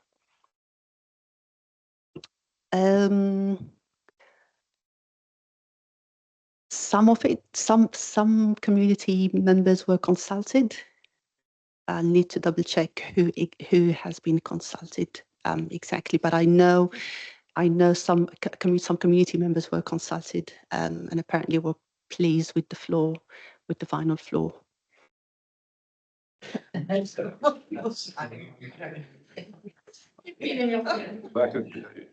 think it was an abysmal decision personally. As do most of the people on Woodville. They were shocked, to put it mildly. It may well have had something to do with the once a month, what do they call it, Scott? The things they have on a Sunday or Saturday, markets. There's no food in that room. I noticed that on the market. I think that's why, yeah, I'm not sure what, but yes, I would like that decision to be reviewed. So very operational, just through your chair, in terms of decision around a floor and a kitchen, and apologies for saying that, but you know, if we consulted on every sort of renewal maintenance decision we had to make, and we don't always get it right. I think the sort of acknowledgement there that maybe you know, with new staff and that coming through, that it's in the booking system as a meal room. If we don't want it as a meal room, my advice would be that it removes from being a meal room. That's my understanding. It's in the building, it's a bookable space as a meal room. I guess it's called a supper room. It's probably misnamed. It's actually a meeting room. And that's my point. If we want it as a meeting room, then we would create the facilities as a menu. I understand there's very few. My understanding is probably not a lot of supper room bookings in it, but when we look at it from you know, we're doing not just one or two maintenance jobs, we're doing multiple, that a replacement would, as a solution, we could look at getting a rug to put over that, and it might kill two birds with one stone. Thanks very much, Chair Ellison, and I will try very hard not to get too operational and try and probably keep to the wider principle of it. I don't disagree with you. I completely agree with Councillor Johns. In my personal opinion, I think it was an incorrect decision, and I raised that at the time through to Carter in an email.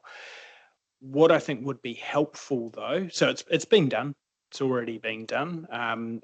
I think it would be helpful, and I would, you know, request it doesn't even necessarily need to come back to this room, that the process for that decision is reviewed, just so we can kind of get them right. When we look at the bookings that were done, and I suppose I'm more raising this on behalf of Positively Woodville, which I'm assigned to, they are the main booker of that room. So they book that room every single month. So they're the main booker of that room. So it probably would have been helpful for them to be aware of it.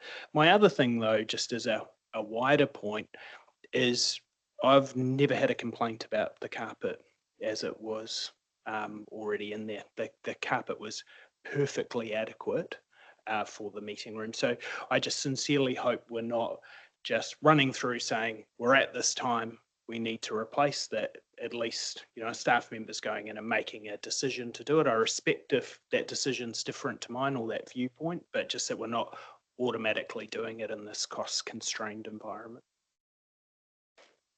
So, Chair, yep, take that on board with this, but remember we do hundreds of sort of little jobs, and we might get 1% wrong. This is the 1% I wouldn't want to be changing too much, because of 1 or 2% of decisions that might not quite match some of the community's views on it. Thank you. It does put me in mind a little bit of the Pahiatua Town Hall kitchen debacle that really nearly got a complete makeover when it didn't even need it. But yeah, interesting point. The other question I had was in the list of building use, there's no mention of the Pahiatua Service Centre, and it is getting used a bit more now. And I wonder whether there should be a graph in there to cover the use of that.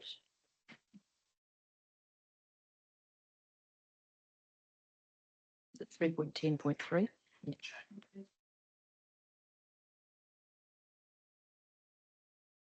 Yeah. Yep, certainly. I will add that to the list and ask for the stats to start being captured against that one. Yep, thank you. That's great. Thanks, Kat. Chair Ellison, just to follow on from the Woodville supper room discussion. I guess for me, I had concerns at the last meeting that I went to, and I guess just monitor those operational costs on that, because the increased, whilst we've tried to reduce the costs and the damage and the cleaning, I actually think they may have increased, because the lino, anytime someone walks on it, and I think it was me, you just go out from outside and any wet on your shoes, and all of a sudden it needs to be swept and mopped, versus it might have been an unintended consequence of having food in there. But I am concerned that might actually end up being involving more work after meetings. So just to monitor that. So.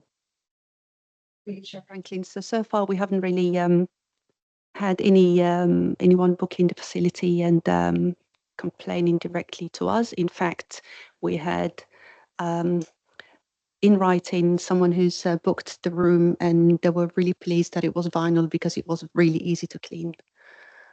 So there are, yeah. That's stirring us up too much. Can the meetings still occur in that room? Well, there was half the people walked out last night. Because of that. Yeah, really sort of. I think as facetious as you are. Councillor Johnson.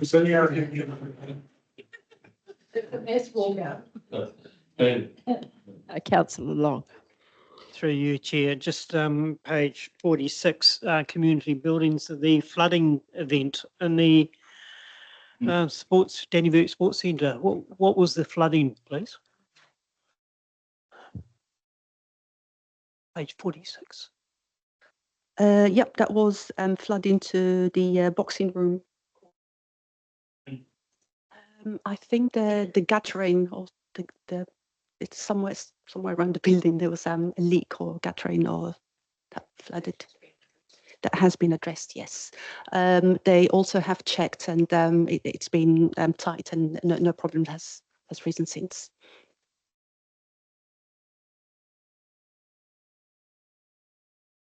Yeah, Tracy? Just on the public conveniences, there's been quite a few compliments on the windows and the decals on those. So thank you very much for addressing that. And yes, they're really great. Highly used toilets.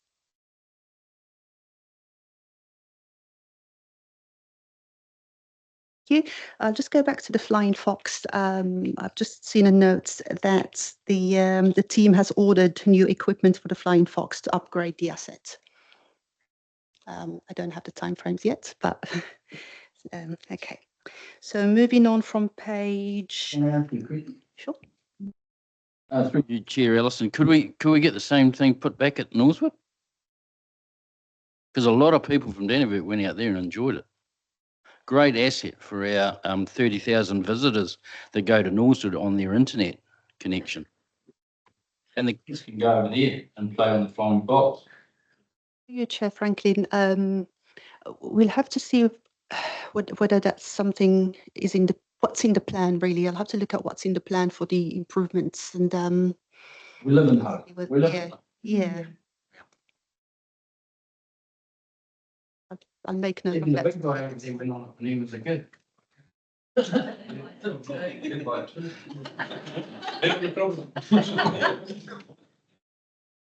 Thank you. So swimming pools. Just a quick question, I presume probably to Mike. With the Pahia Tour town baths now being formally closed and no further funds to be spent on it, have the schools been notified of that yet?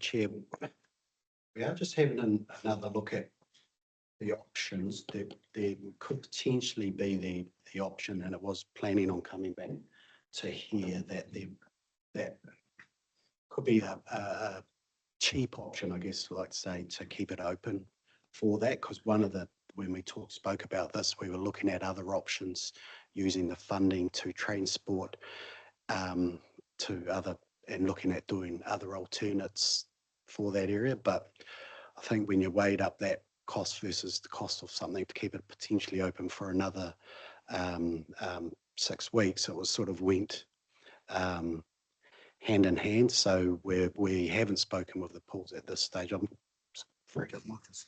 Have I got that right? Maybe I'll just revert to Mike just see if I got that right. No, I know that we've got a bit to come back to the elected members here on. One of the pieces was that as part of the decision, there was obviously an operational element that was still left within it to make sure that, there was an ongoing building maintenance plan as well to the Paihetoa current existing pool. But we just have to pull all that sort of stuff together and come back to this forum with it. So that was where I left that piece off. So. Thanks very much, Chair Ellison. Could I ask that perhaps the motion be checked that we made when we approved the Paihetoa pool? My recollection is that the motion was quite specific, that no extra money. So completely understand that there could be a change and there could be an option, but my understanding is that would actually require us to rescind that motion.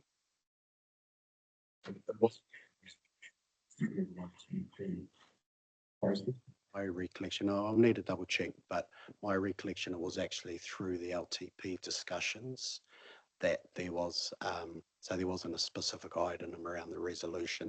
There were two options.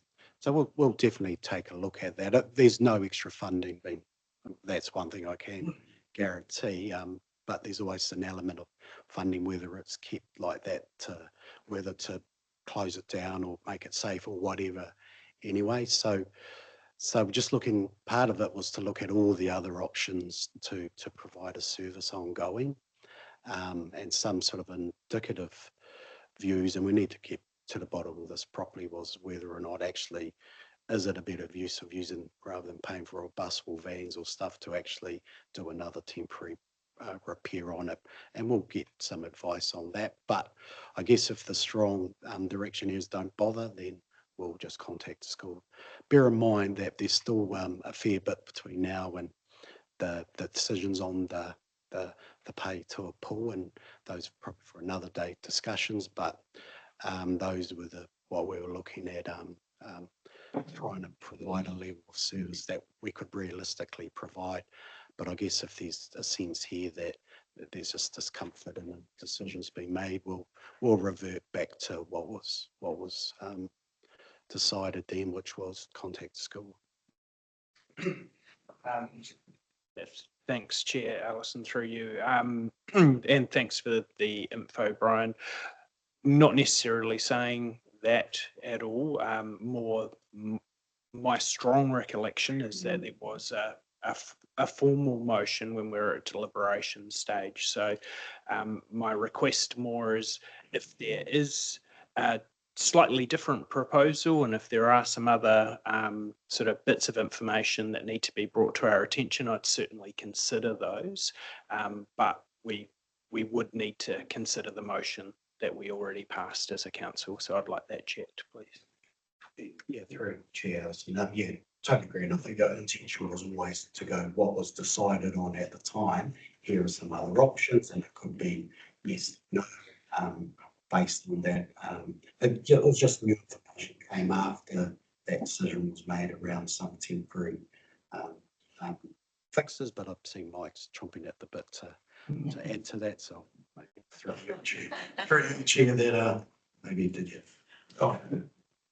I just want as well, it's just the operational budgets that we're into along with, maintaining of an asset for ourselves. We still have ones in there for insurance, for example. We've got some pieces in there for the Section 17L reviews, and then just ongoing building maintenance and extraordinary building maintenance and the like. So, but I'm really keen to, as you say, review that document, put something together and bring it back to this forum. For my own thinking, it was whether or not I suppose the cost is effective for providing that level of service ongoing or not. So, yeah, again, I'm happy to bring it back.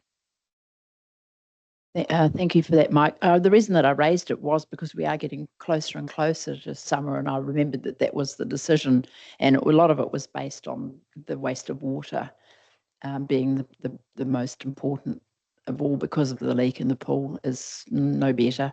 So that was what the discussion was at the time. But yeah, if you can come back with an alternative, that's great. As long as the schools are kept in touch, that's what I was concerned about. Thank you. Thanks, Carter.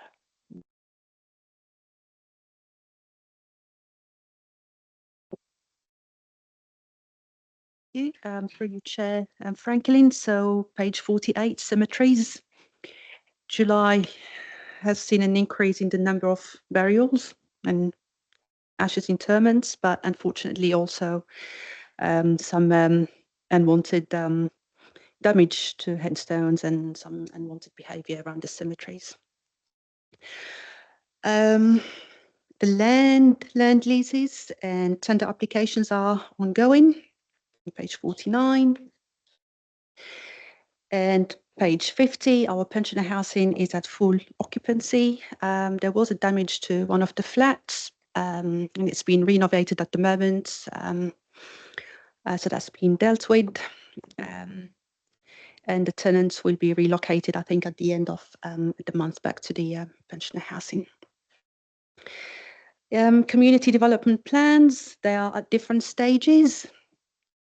Yeah, sorry. Yes, let's go. Thanks very much, Chair Ellison. Was just a quick note on the Ekatahuna community plan, more just sort of a correction. It talked about there not being a quorum, so a decision couldn't be made. That's not quite accurate. It was more, it was left on the table because 2 of the local community board members weren't there, so we didn't feel it was appropriate to make a decision, but there was a quorum. Thank you. Yep, that's correct. I remember that. Thank you very much. So different stages. There are different stages at the moment with the Pahia to a community plan. Just like to mention on that one too, at Explore Pahia Tours meeting tonight, it's actually on the agenda that Kimberley is coming to present the final product to the meeting.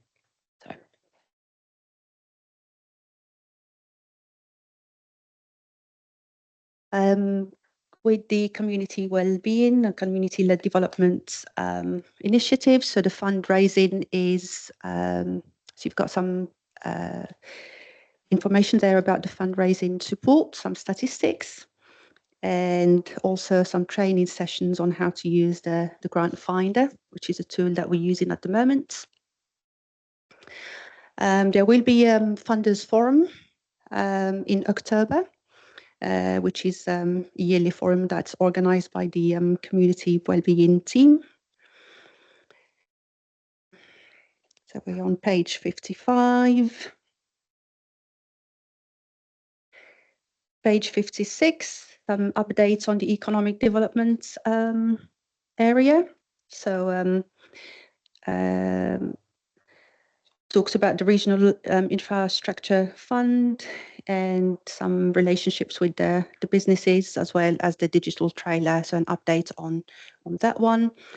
That's awaiting, well, it's still under construction. It's nearly there really, but we've got Colin here if you have any specific questions about the trailer. But that's will be launched in a ministerial launch in September.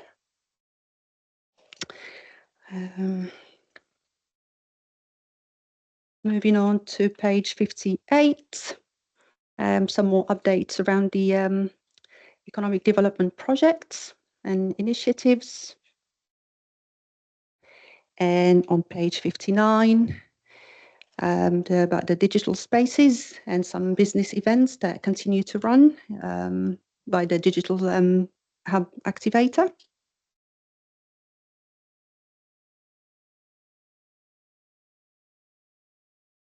And page 61, some updates around the iSight Visitor Information Centre. So some stats around the inquiries. and the welcome packs that have been sent in July.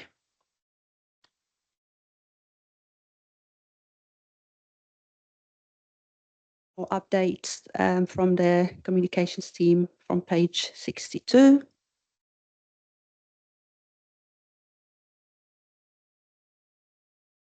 The bylaws, you've already got some information about the bylaws from a couple of weeks ago. So section 8.3 is about the tranches for the upcoming bylaws. Yes? Thanks very much, Chair Alison. Sorry, I think you were about to jump on to 64.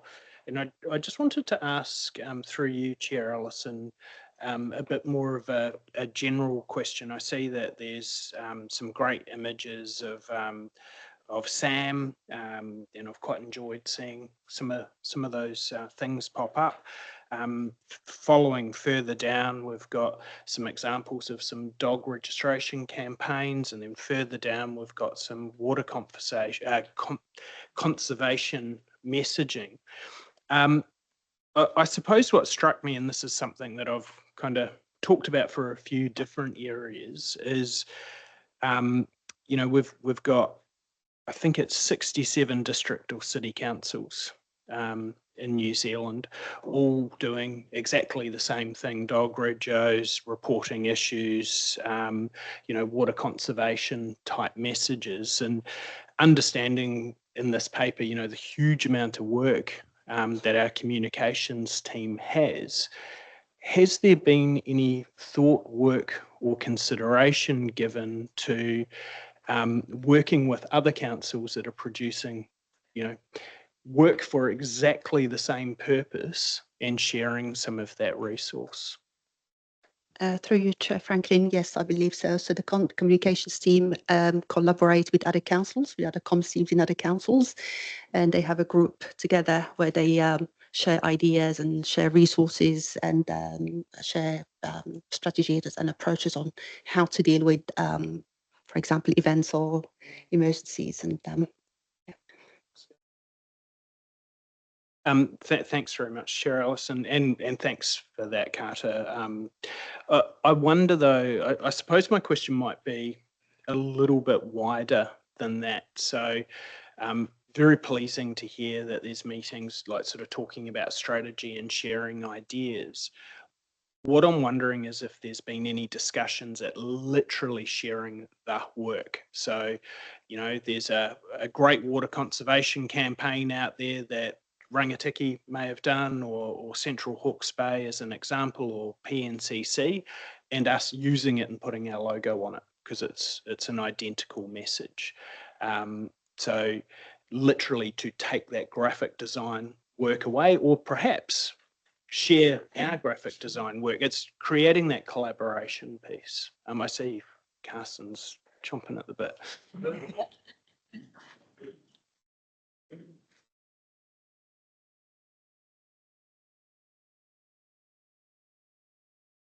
Through you, Chair Ellison. Really good questions, Councillor Gilmore. In fact, with regards to the water conservation images that you see there, the whole campaign, we did exactly that. So this comes from the Horowhenua, and we have given a local flavour to it by adding our logo and our own slogan. But this is just one image. It's a series of 12 thumbnails, and they're exactly the same as Horowhenua.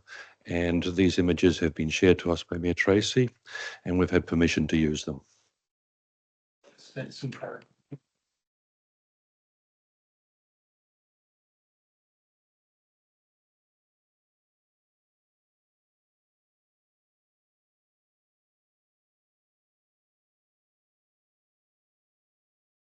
Chair Allison, so we're back to page 68. More updates around use of social media, around Facebook, and some statistics around the use of Facebook.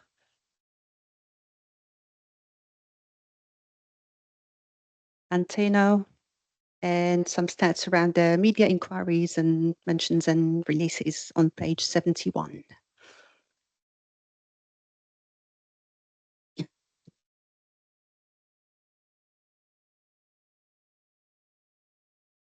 So our main channels really are the Bush Telegraph and the local radio and Facebook and our website. There is a plan to grow that and to grow more in the social media area. So that's something we will be looking at going forward.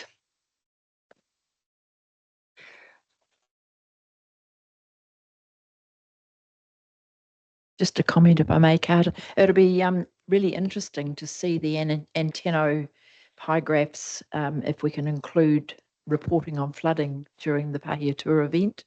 That would be really interesting to see how many people actually used antenno, because we certainly pushed it.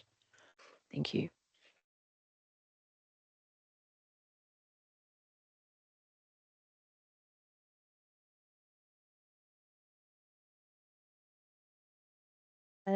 On page 78, library, some information about the programs and events, the recent programs and events, and about some branch operations stats. As you can see on page 80, there's a graph around the new members, the libraries. And page 81, stats around the items per borrower. Yes. Okay. Customer services, some more stats around the customer services and the flow of information. And finally, page 84, some stats around the CRMs.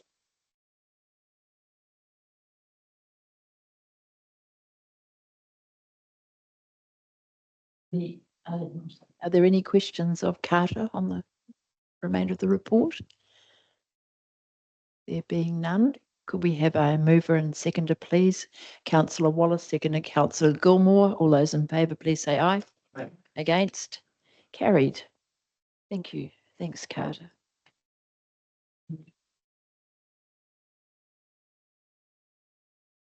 We now move on to the capital program report, please, Mike.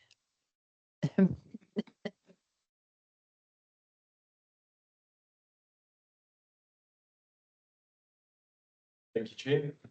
Good afternoon.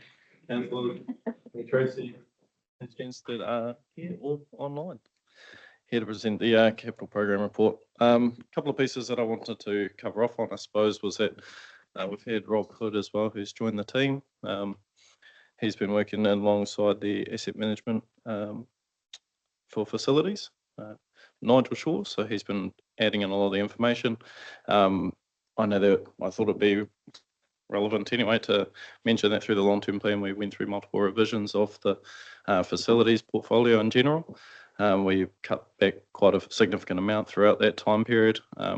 It should also be noted that for reference to the parks and playgrounds, we moved down $1.5 million from the Better Off funding to Three Waters redirection. So there's been quite a lot of, I suppose, planning, prioritisation and continued work within those sort of spaces. What I've been really happy about, though, is that Rob Hood has been meeting regularly with our asset management plans and, sorry, has been going through those quite strictly. So it's been based on what is currently in the plan and then working through that sort of priority as to which ones that are in the asset management plans and then which ones make sense. So he has been going to site, he's making sure that we're casting our eye over it and making sure that those things are fit for purpose, the solutions that we're going for. So it's taken a little bit of time. It's definitely been like about a month or two that we've actually put into now this sort of planning based on where we've landed with a long-term plan and how that sort of process works. But I'm really happy with where we've landed with that. So we've been able to just start delivering a lot of these works and scheduled in a lot for the future works as well. So I think as we develop that space further, it's just going to keep getting better. So I'm really happy with that. Put that in there as well for the capital portfolio report in general is a couple of pieces I've just touched on for the overview. If there's anything that you'd like to go into questioning about that overview there. Other than that, we have managed to sort out the system since the last couple of reports. And by saying that, the project states and by status now are starting to track quite well again. So you'll start seeing that develop in a trend report going forward. we've been adding in a lot more of the risks. And as that happens again, like we'll start working on getting that process that'll start going through to Audit Risk Committee.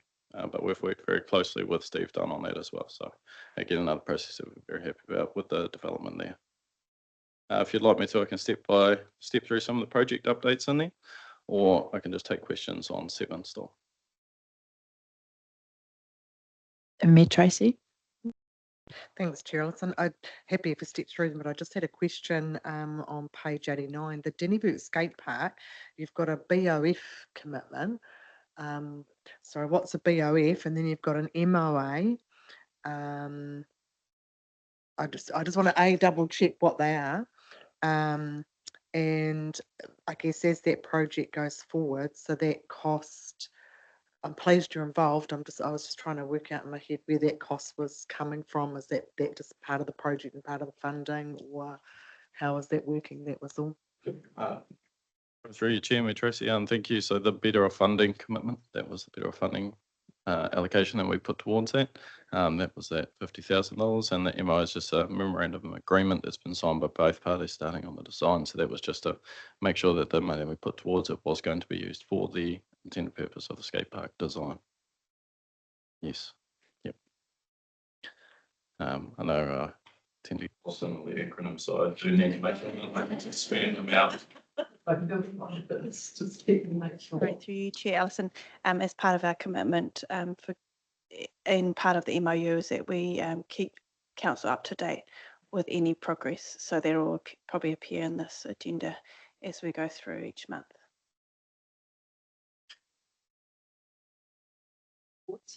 More on it.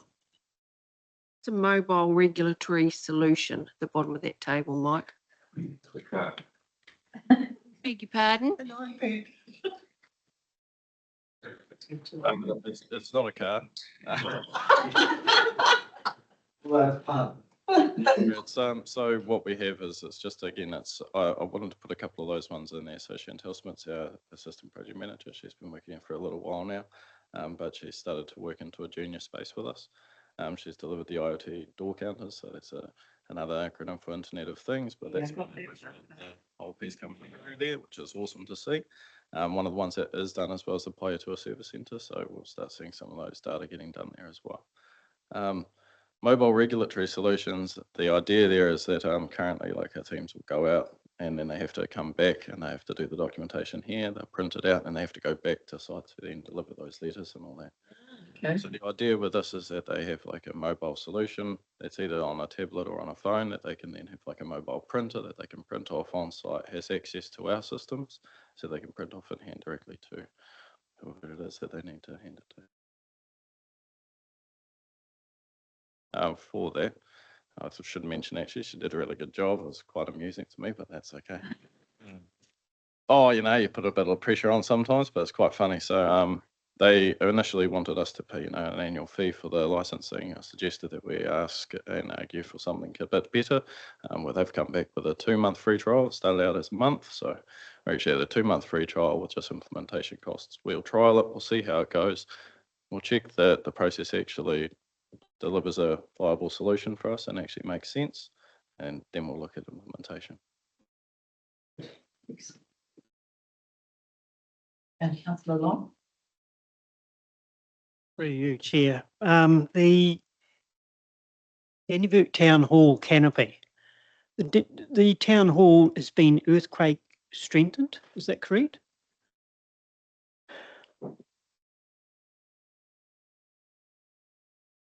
Yes. So this canopy is an after fact. Why wasn't this addressed?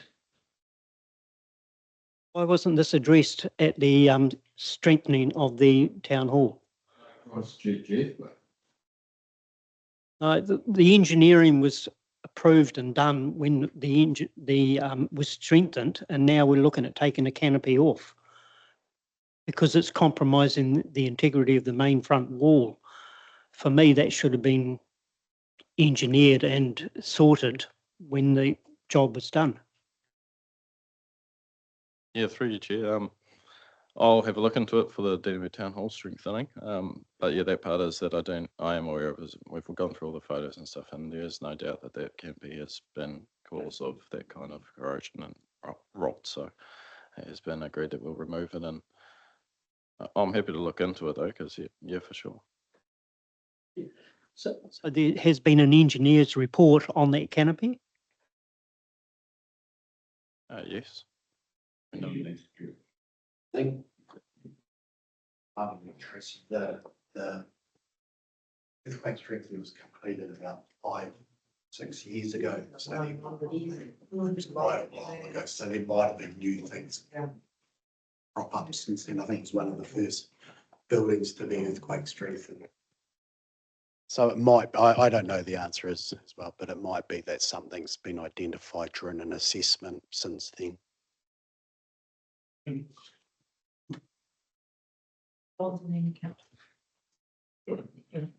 go. Apologies, Chairman. Oh, Madam Chair, the Carnegie building, the heritage assessment is being finalised and peer reviewed. I seem to recall reading that for 2 or 3 months. Comment. So where's it all at? So I've been looking through a handover as well with Sue. She'll be taking over that project and helping out with that. The heritage assessment has been finalised for a bit and has been peer reviewed. There are, as you can imagine, a number of competing opinions on certain points. We've had to go through a fair amount of history for the report as well to make sure that that is sound, as well as variations of all the different consent applications that have gone through for different alterations to the building. So it has been quite a bit of a slog to get through it, to be fair, but it is finalised now, so we'll be looking to present it shortly. We're offered a couple of those pieces there as well. The Waihi Falls toilet has been completed. Might as well step through it as we're going through each one of these. So that looks really good. They're just doing a couple of bits of the closeouts of the project itself. That is just some of the reseeding of some of the grass around the turnaround area. There is the Carnival Park Ablution block at Paihiatua. We have the designs and the concepts and everything as well. That's all done. That's part of the consent conditions for that. So that's looking positive. We're just working through the tendering for the construction now. Yeah, one as well. We've had some good results on the Paihiatua Service Centre heating upgrade that was put forward. Some positive feedback there. And then another one as well that's been quite big is been already talked about briefly was the new Paihiatua pool. So finalised the project management plan genuinely today, and that's been sent off to Louise with the Bushwater Trust so that it'll support the application to lotteries. That's today. I've met with a couple other people in that, so we've gone through with Toby from the Create to go through the design, and I've also having a look at onboarding somebody to assist us with the quantity surveying as well to make sure that we get that right as well. So looking at a few of those pieces and then making sure that our tendering and anything else goes forward from in the next few weeks. So we'll see how that all goes. But again, there's a few pieces in there. There's some risks as well around funding, timeframes, and building consents. And again, about making sure that we put in, as we've done with a fair amount of these agreements in place to make sure that our funding is also used the best way that we possibly can. So those are those ones. Steve, did you have a question still? Oh, it's coming up. The next sheet, and you're. Thank you. Oh, Councillor Long. What? For you, Chair, while we're on that subject of Carnegie, the benefactors who built it, have they been notified of the demolition or whatever of that building? I think you died 100% ago. The Kaniki Foundation is still operating to this day, multi-billionaires, and surely they would have been given the opportunity of the decency of notification of this, the outcome of this building. It's been done.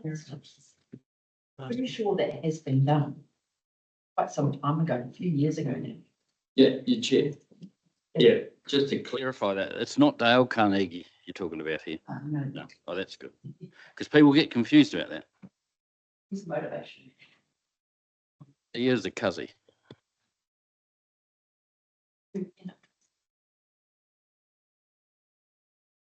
Through your chair, I was just going to say, Peter Wimsett's long been dealing with the Heritage New Zealand around this.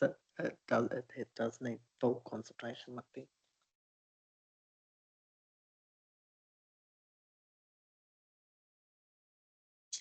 Step through the sheets. Yeah. Have to. So we got a few. So I'm tracking that we just recently had a workshop for that. So that one was reading. Capacity again, it's going really well. We've actually we've got a worksheet that we've tried to combine that can provide us a bit of a report as well as to just like sort of what some of the main outcomes have been. Combined in the sense for, I suppose, confidentiality as well. So, but yeah, happy to share that. Councillor Wallace, you had a question? Yeah, thank you, Chair Ellison. Yeah, that's what I'm asking about with the 500,000 there.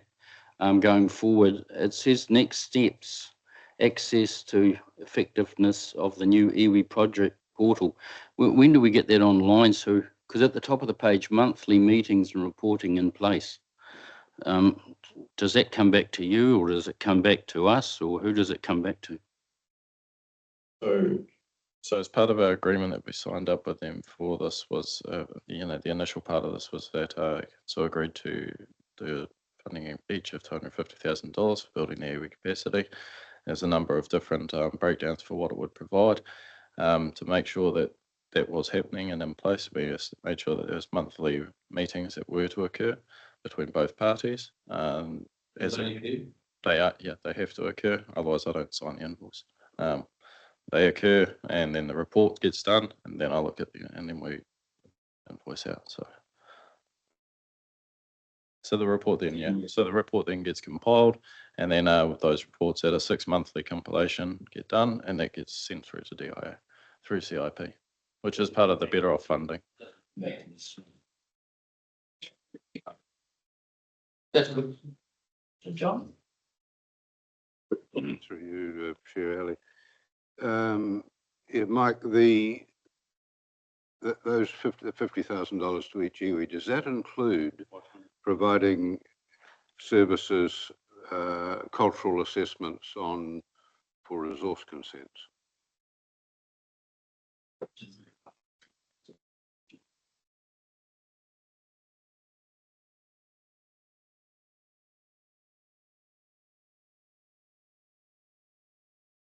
Chair, not specifically in terms of that type of expertise.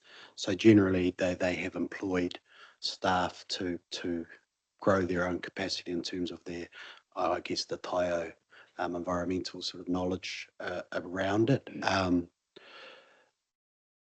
But, I guess if it depends on the level of that assessment that is required.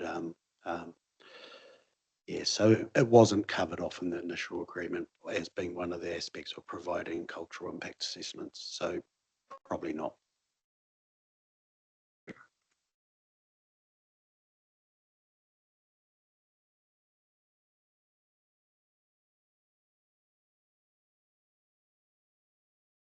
Also, on to the last one, digitisation of council records. So, yeah, I'm really happy with again how this one is. We went through a bunch of different, I guess, ideas and plans of how to actually go about this. So after a fair amount of consideration, we went to market. We had a number of people come through and have a look through the records. We had a number of tenders, and at the moment we have selected a preferred supplier that has currently gone back to ELT for their approval, and that is where that is genuinely as of today. What it does look like though is that the budget is sufficient for the digitisation of those records, and that it would leave us actually a sufficient float as well to be able to look at getting online a bunch of those from priority 2. We've already started budgeting and forecasting against that, and we'll start looking at prioritising those priority 2 ones as well to make sure that we can deliver those. But at the moment looks really positive in that realm. So. Excellent. Happy to move. And no further questions? So moved councillor Wallace, second councillor Carey. All those in favour, please say aye. Aye. Against? Carried. Thanks, Mike. So we'll move on to item 9, as was added to the agenda this morning, which is a discussion around the proposal by Lockwood Tiny to consider the following of the new road. Mayor Tracy, would you like to have a conversation? Chair Ellison, I guess it came as, I can't say it was a complete surprise because they probably for the last, I think December last year was the first time we would have started to hear noises from Waka Kotahi that the revenue they had coming in did not match what they needed to bring the roads up to standard, and we certainly noticed that ourselves.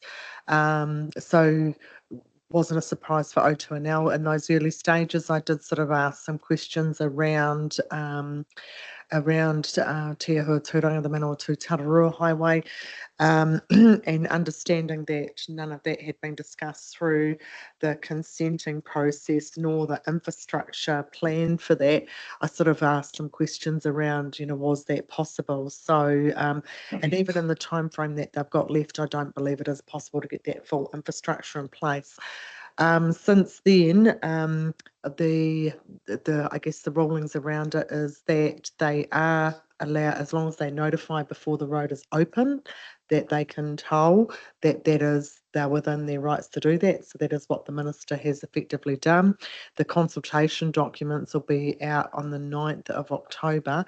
One of the in the lead up to that, I have requested officially the assessment for tolling, which is carried out on any new road, so that we can have a look and understand that. There will be, for us, I mean, obviously there's a lot of concern in the community, both with understanding, and until those consultation documents are out, we don't know what they're considering or what's in there. So I'm quite conscious of not being too early before we know what's there. But around, what that cost is to our residents, what that cost is to our businesses, and especially with what they've endured in the hope of that new road and whether that changes anything in there. The other part for consideration for me is the Pahiatua track and the Saddle Road.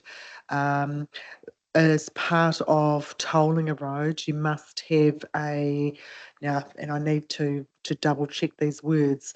I think yesterday I heard a viable alternative, but I've also had a safe and free alternative. So I need to understand what that definition is, because there's quite a big difference in the level of service required on that road, which also leaves me concerned for our small ratepayer base on the fact that we might be, if that currently the Saddle Road's not in our control, it's in Waka Kotahi's, and they meet the maintenance of that. And that, I understand, is in excess of $1 million a year that they're currently spending on that road. Even if we were to look at a third of the traffic going across that road, that's a significant amount that our ratepayers could be facing. So there's some conversations there. But as I said, I think it's understanding what's coming through in those consultation documents and encouraging people to have their say. The other part for me was around the infrastructure.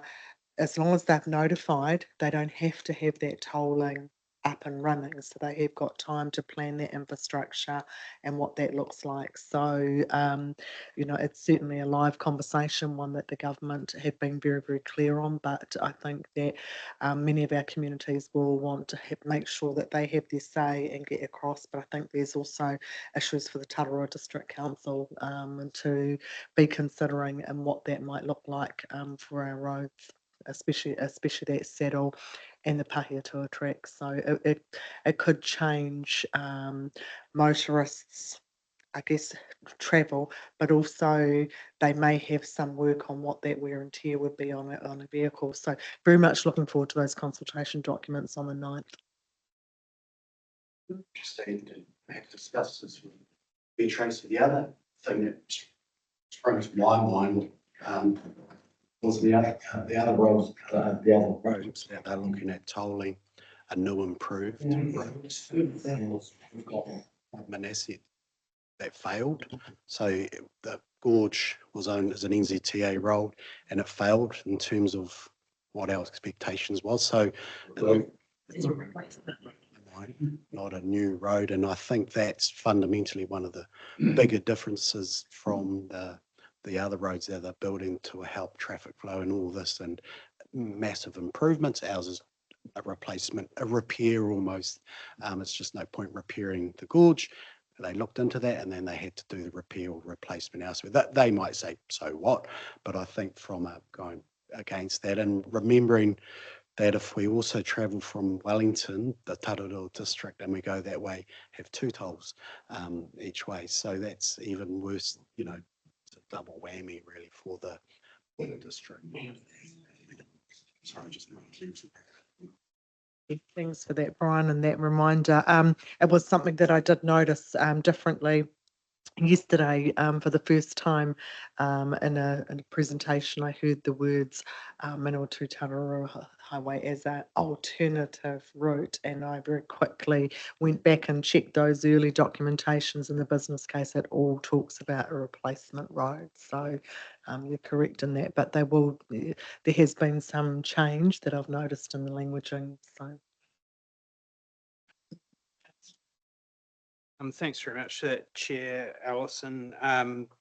Yeah, look, I think it's pretty disgraceful and a bit of a slap in the face that we're finding out about it at such a late time. A lot of people have made plans based off a promise, so pretty disappointing. From what I've seen, it appears to breach at least 2 of the points of their own policy. Whether they have to adhere to that or not is a different point, but pretty disappointing, particularly the volume of traffic expected on that road.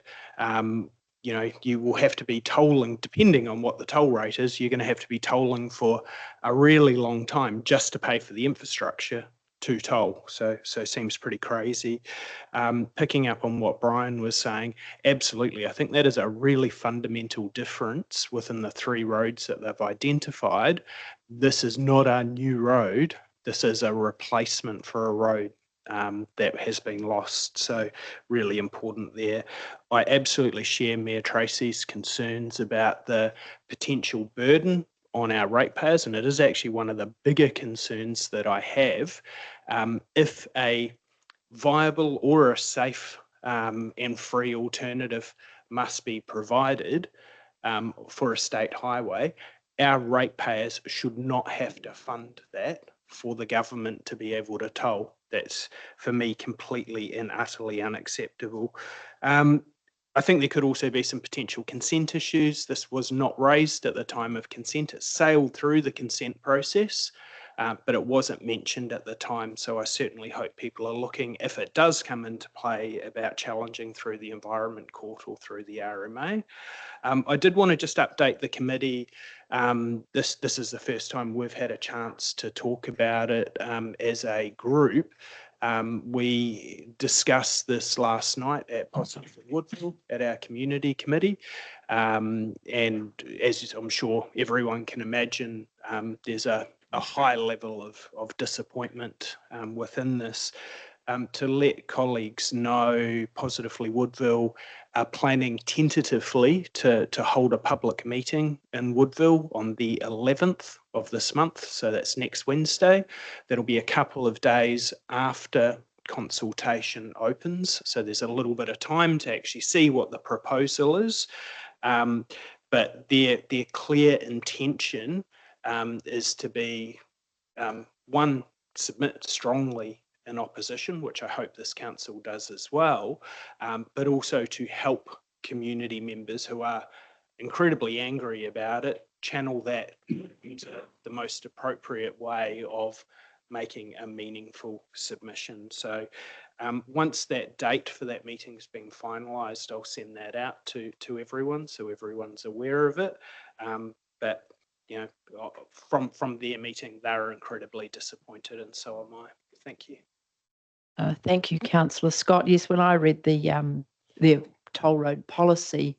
It's a 3 gateway process, and they've breached every single gateway that they mention in their own policy. And that's the bit I really struggled with. Plus the fact that this is not a new road. And as CE Brian just said, you know, the other road failed, and that's not our fault. This is just a slap in the face, and we've got to fight it as strong as we can. And it is on the Pahiatua, Explore Pahiatua agenda for tonight's meeting as well. So there's a lot of feeling out in the community about this. So we need to be front-footing it. Any further comments? I think we're just got to wait for the documents, really. It's just about the money, isn't it? That's all it is. Just that, you know what? Every council, including us, are screaming for millions and millions more money, and they haven't got any. So you've got to sort of weigh this up. There's some pain and suffering, and the thing that concerns me most is the Saddle Road. Of course, that's my biggest concern. But I guess we wait and see what's proposed. I mean, we're fast tracking consenting now. The government will do anything that's necessary. They're not going to be held up by some failures. You know, they'll fast track anything if it's, I would think. But I'll be interested to see the Saddle Road suggestion. Yeah, thank you, Chair Ellison. Does anyone in the room know if we have to if it does happen, do we end up paying for the saddle maintenance, or is it status quo that they go with it too? Sorry, through you, Chair Ellison. I think that will depend on what is in those documents, and they would have given some thought to that. Obviously, for a small territorial authority to be taking over the free route, that certainly. I mean, we were talking about the negotiations that we would have with them when they give that road back. You've got to remember that road's been hammered for how many years? They spend $1 million to look after it for 7,000 cars a day. Even if we get it back and that turns into 1,000 cars a day, that's still far greater than what it was receiving. And it just I've been very grateful that that's held up through this entire process. But actually, there are parts of it that are, I can't call them cones. I'm not sure what you call just the single orange standard that's there. There is some slumping on that road, and it hasn't got long before that highway opens now. But so we don't know the answer to that question. I'm hoping that some of that will be in those consultation documents. Sharon, Alison, rather. I think, Tracy, if they do toll it, they have to accept that the alternate road is the Saddle Road, which becomes their responsibility. So, at the very least, they would be paying for the Saddle Road. Otherwise, well, I can't see it going any other way. Just one further comment. The residents that live on the Saddle Road, and when Councillor Gilmore brought up about the consenting, those residents knew that they would have a large amount of pain for 5 years, with the hope knowing that that road would be, the usage would be very small. I think that's a really big difference to be looking at some of those numbers. So I'll be interested in some of the assessment. I actually think you could add the Ashurst Township into that, because they've hated it from day one. They're not like Woodville. They want people coming through their town, and Ashurst felt like they lost their village and became a main highway. So, I think there'd be a fairly strong fight against it from that quarter as well. So it might be worth the conversation with Manawatu District. Are they Manawatu or are they PNCC? Palmerston North. Can I just add, I did have an email from Brent Barrett from Palmerston North City Council asking what my personal view was on it, and he was taking it up with Grant Smith. Very unhappy about it. So I did gauge that regionally yesterday, and I think that it'll be interesting to see, and that's why I say those documents are so critical. Because if they've done some analysis of what it costs in fuel and maintenance on your vehicle and travelling the two routes, you know, it may be that it's cheaper to pay a toll than it is to go over the saddle. I don't know those answers. So there's a lot of unknowns that we just need to have that data there to fully understand what they're proposing. Further discussion? Being none, I'll close the meeting so that we can close this meeting and reactivate the last meeting. So the meeting closed at 3:26. Thank you for your attendance.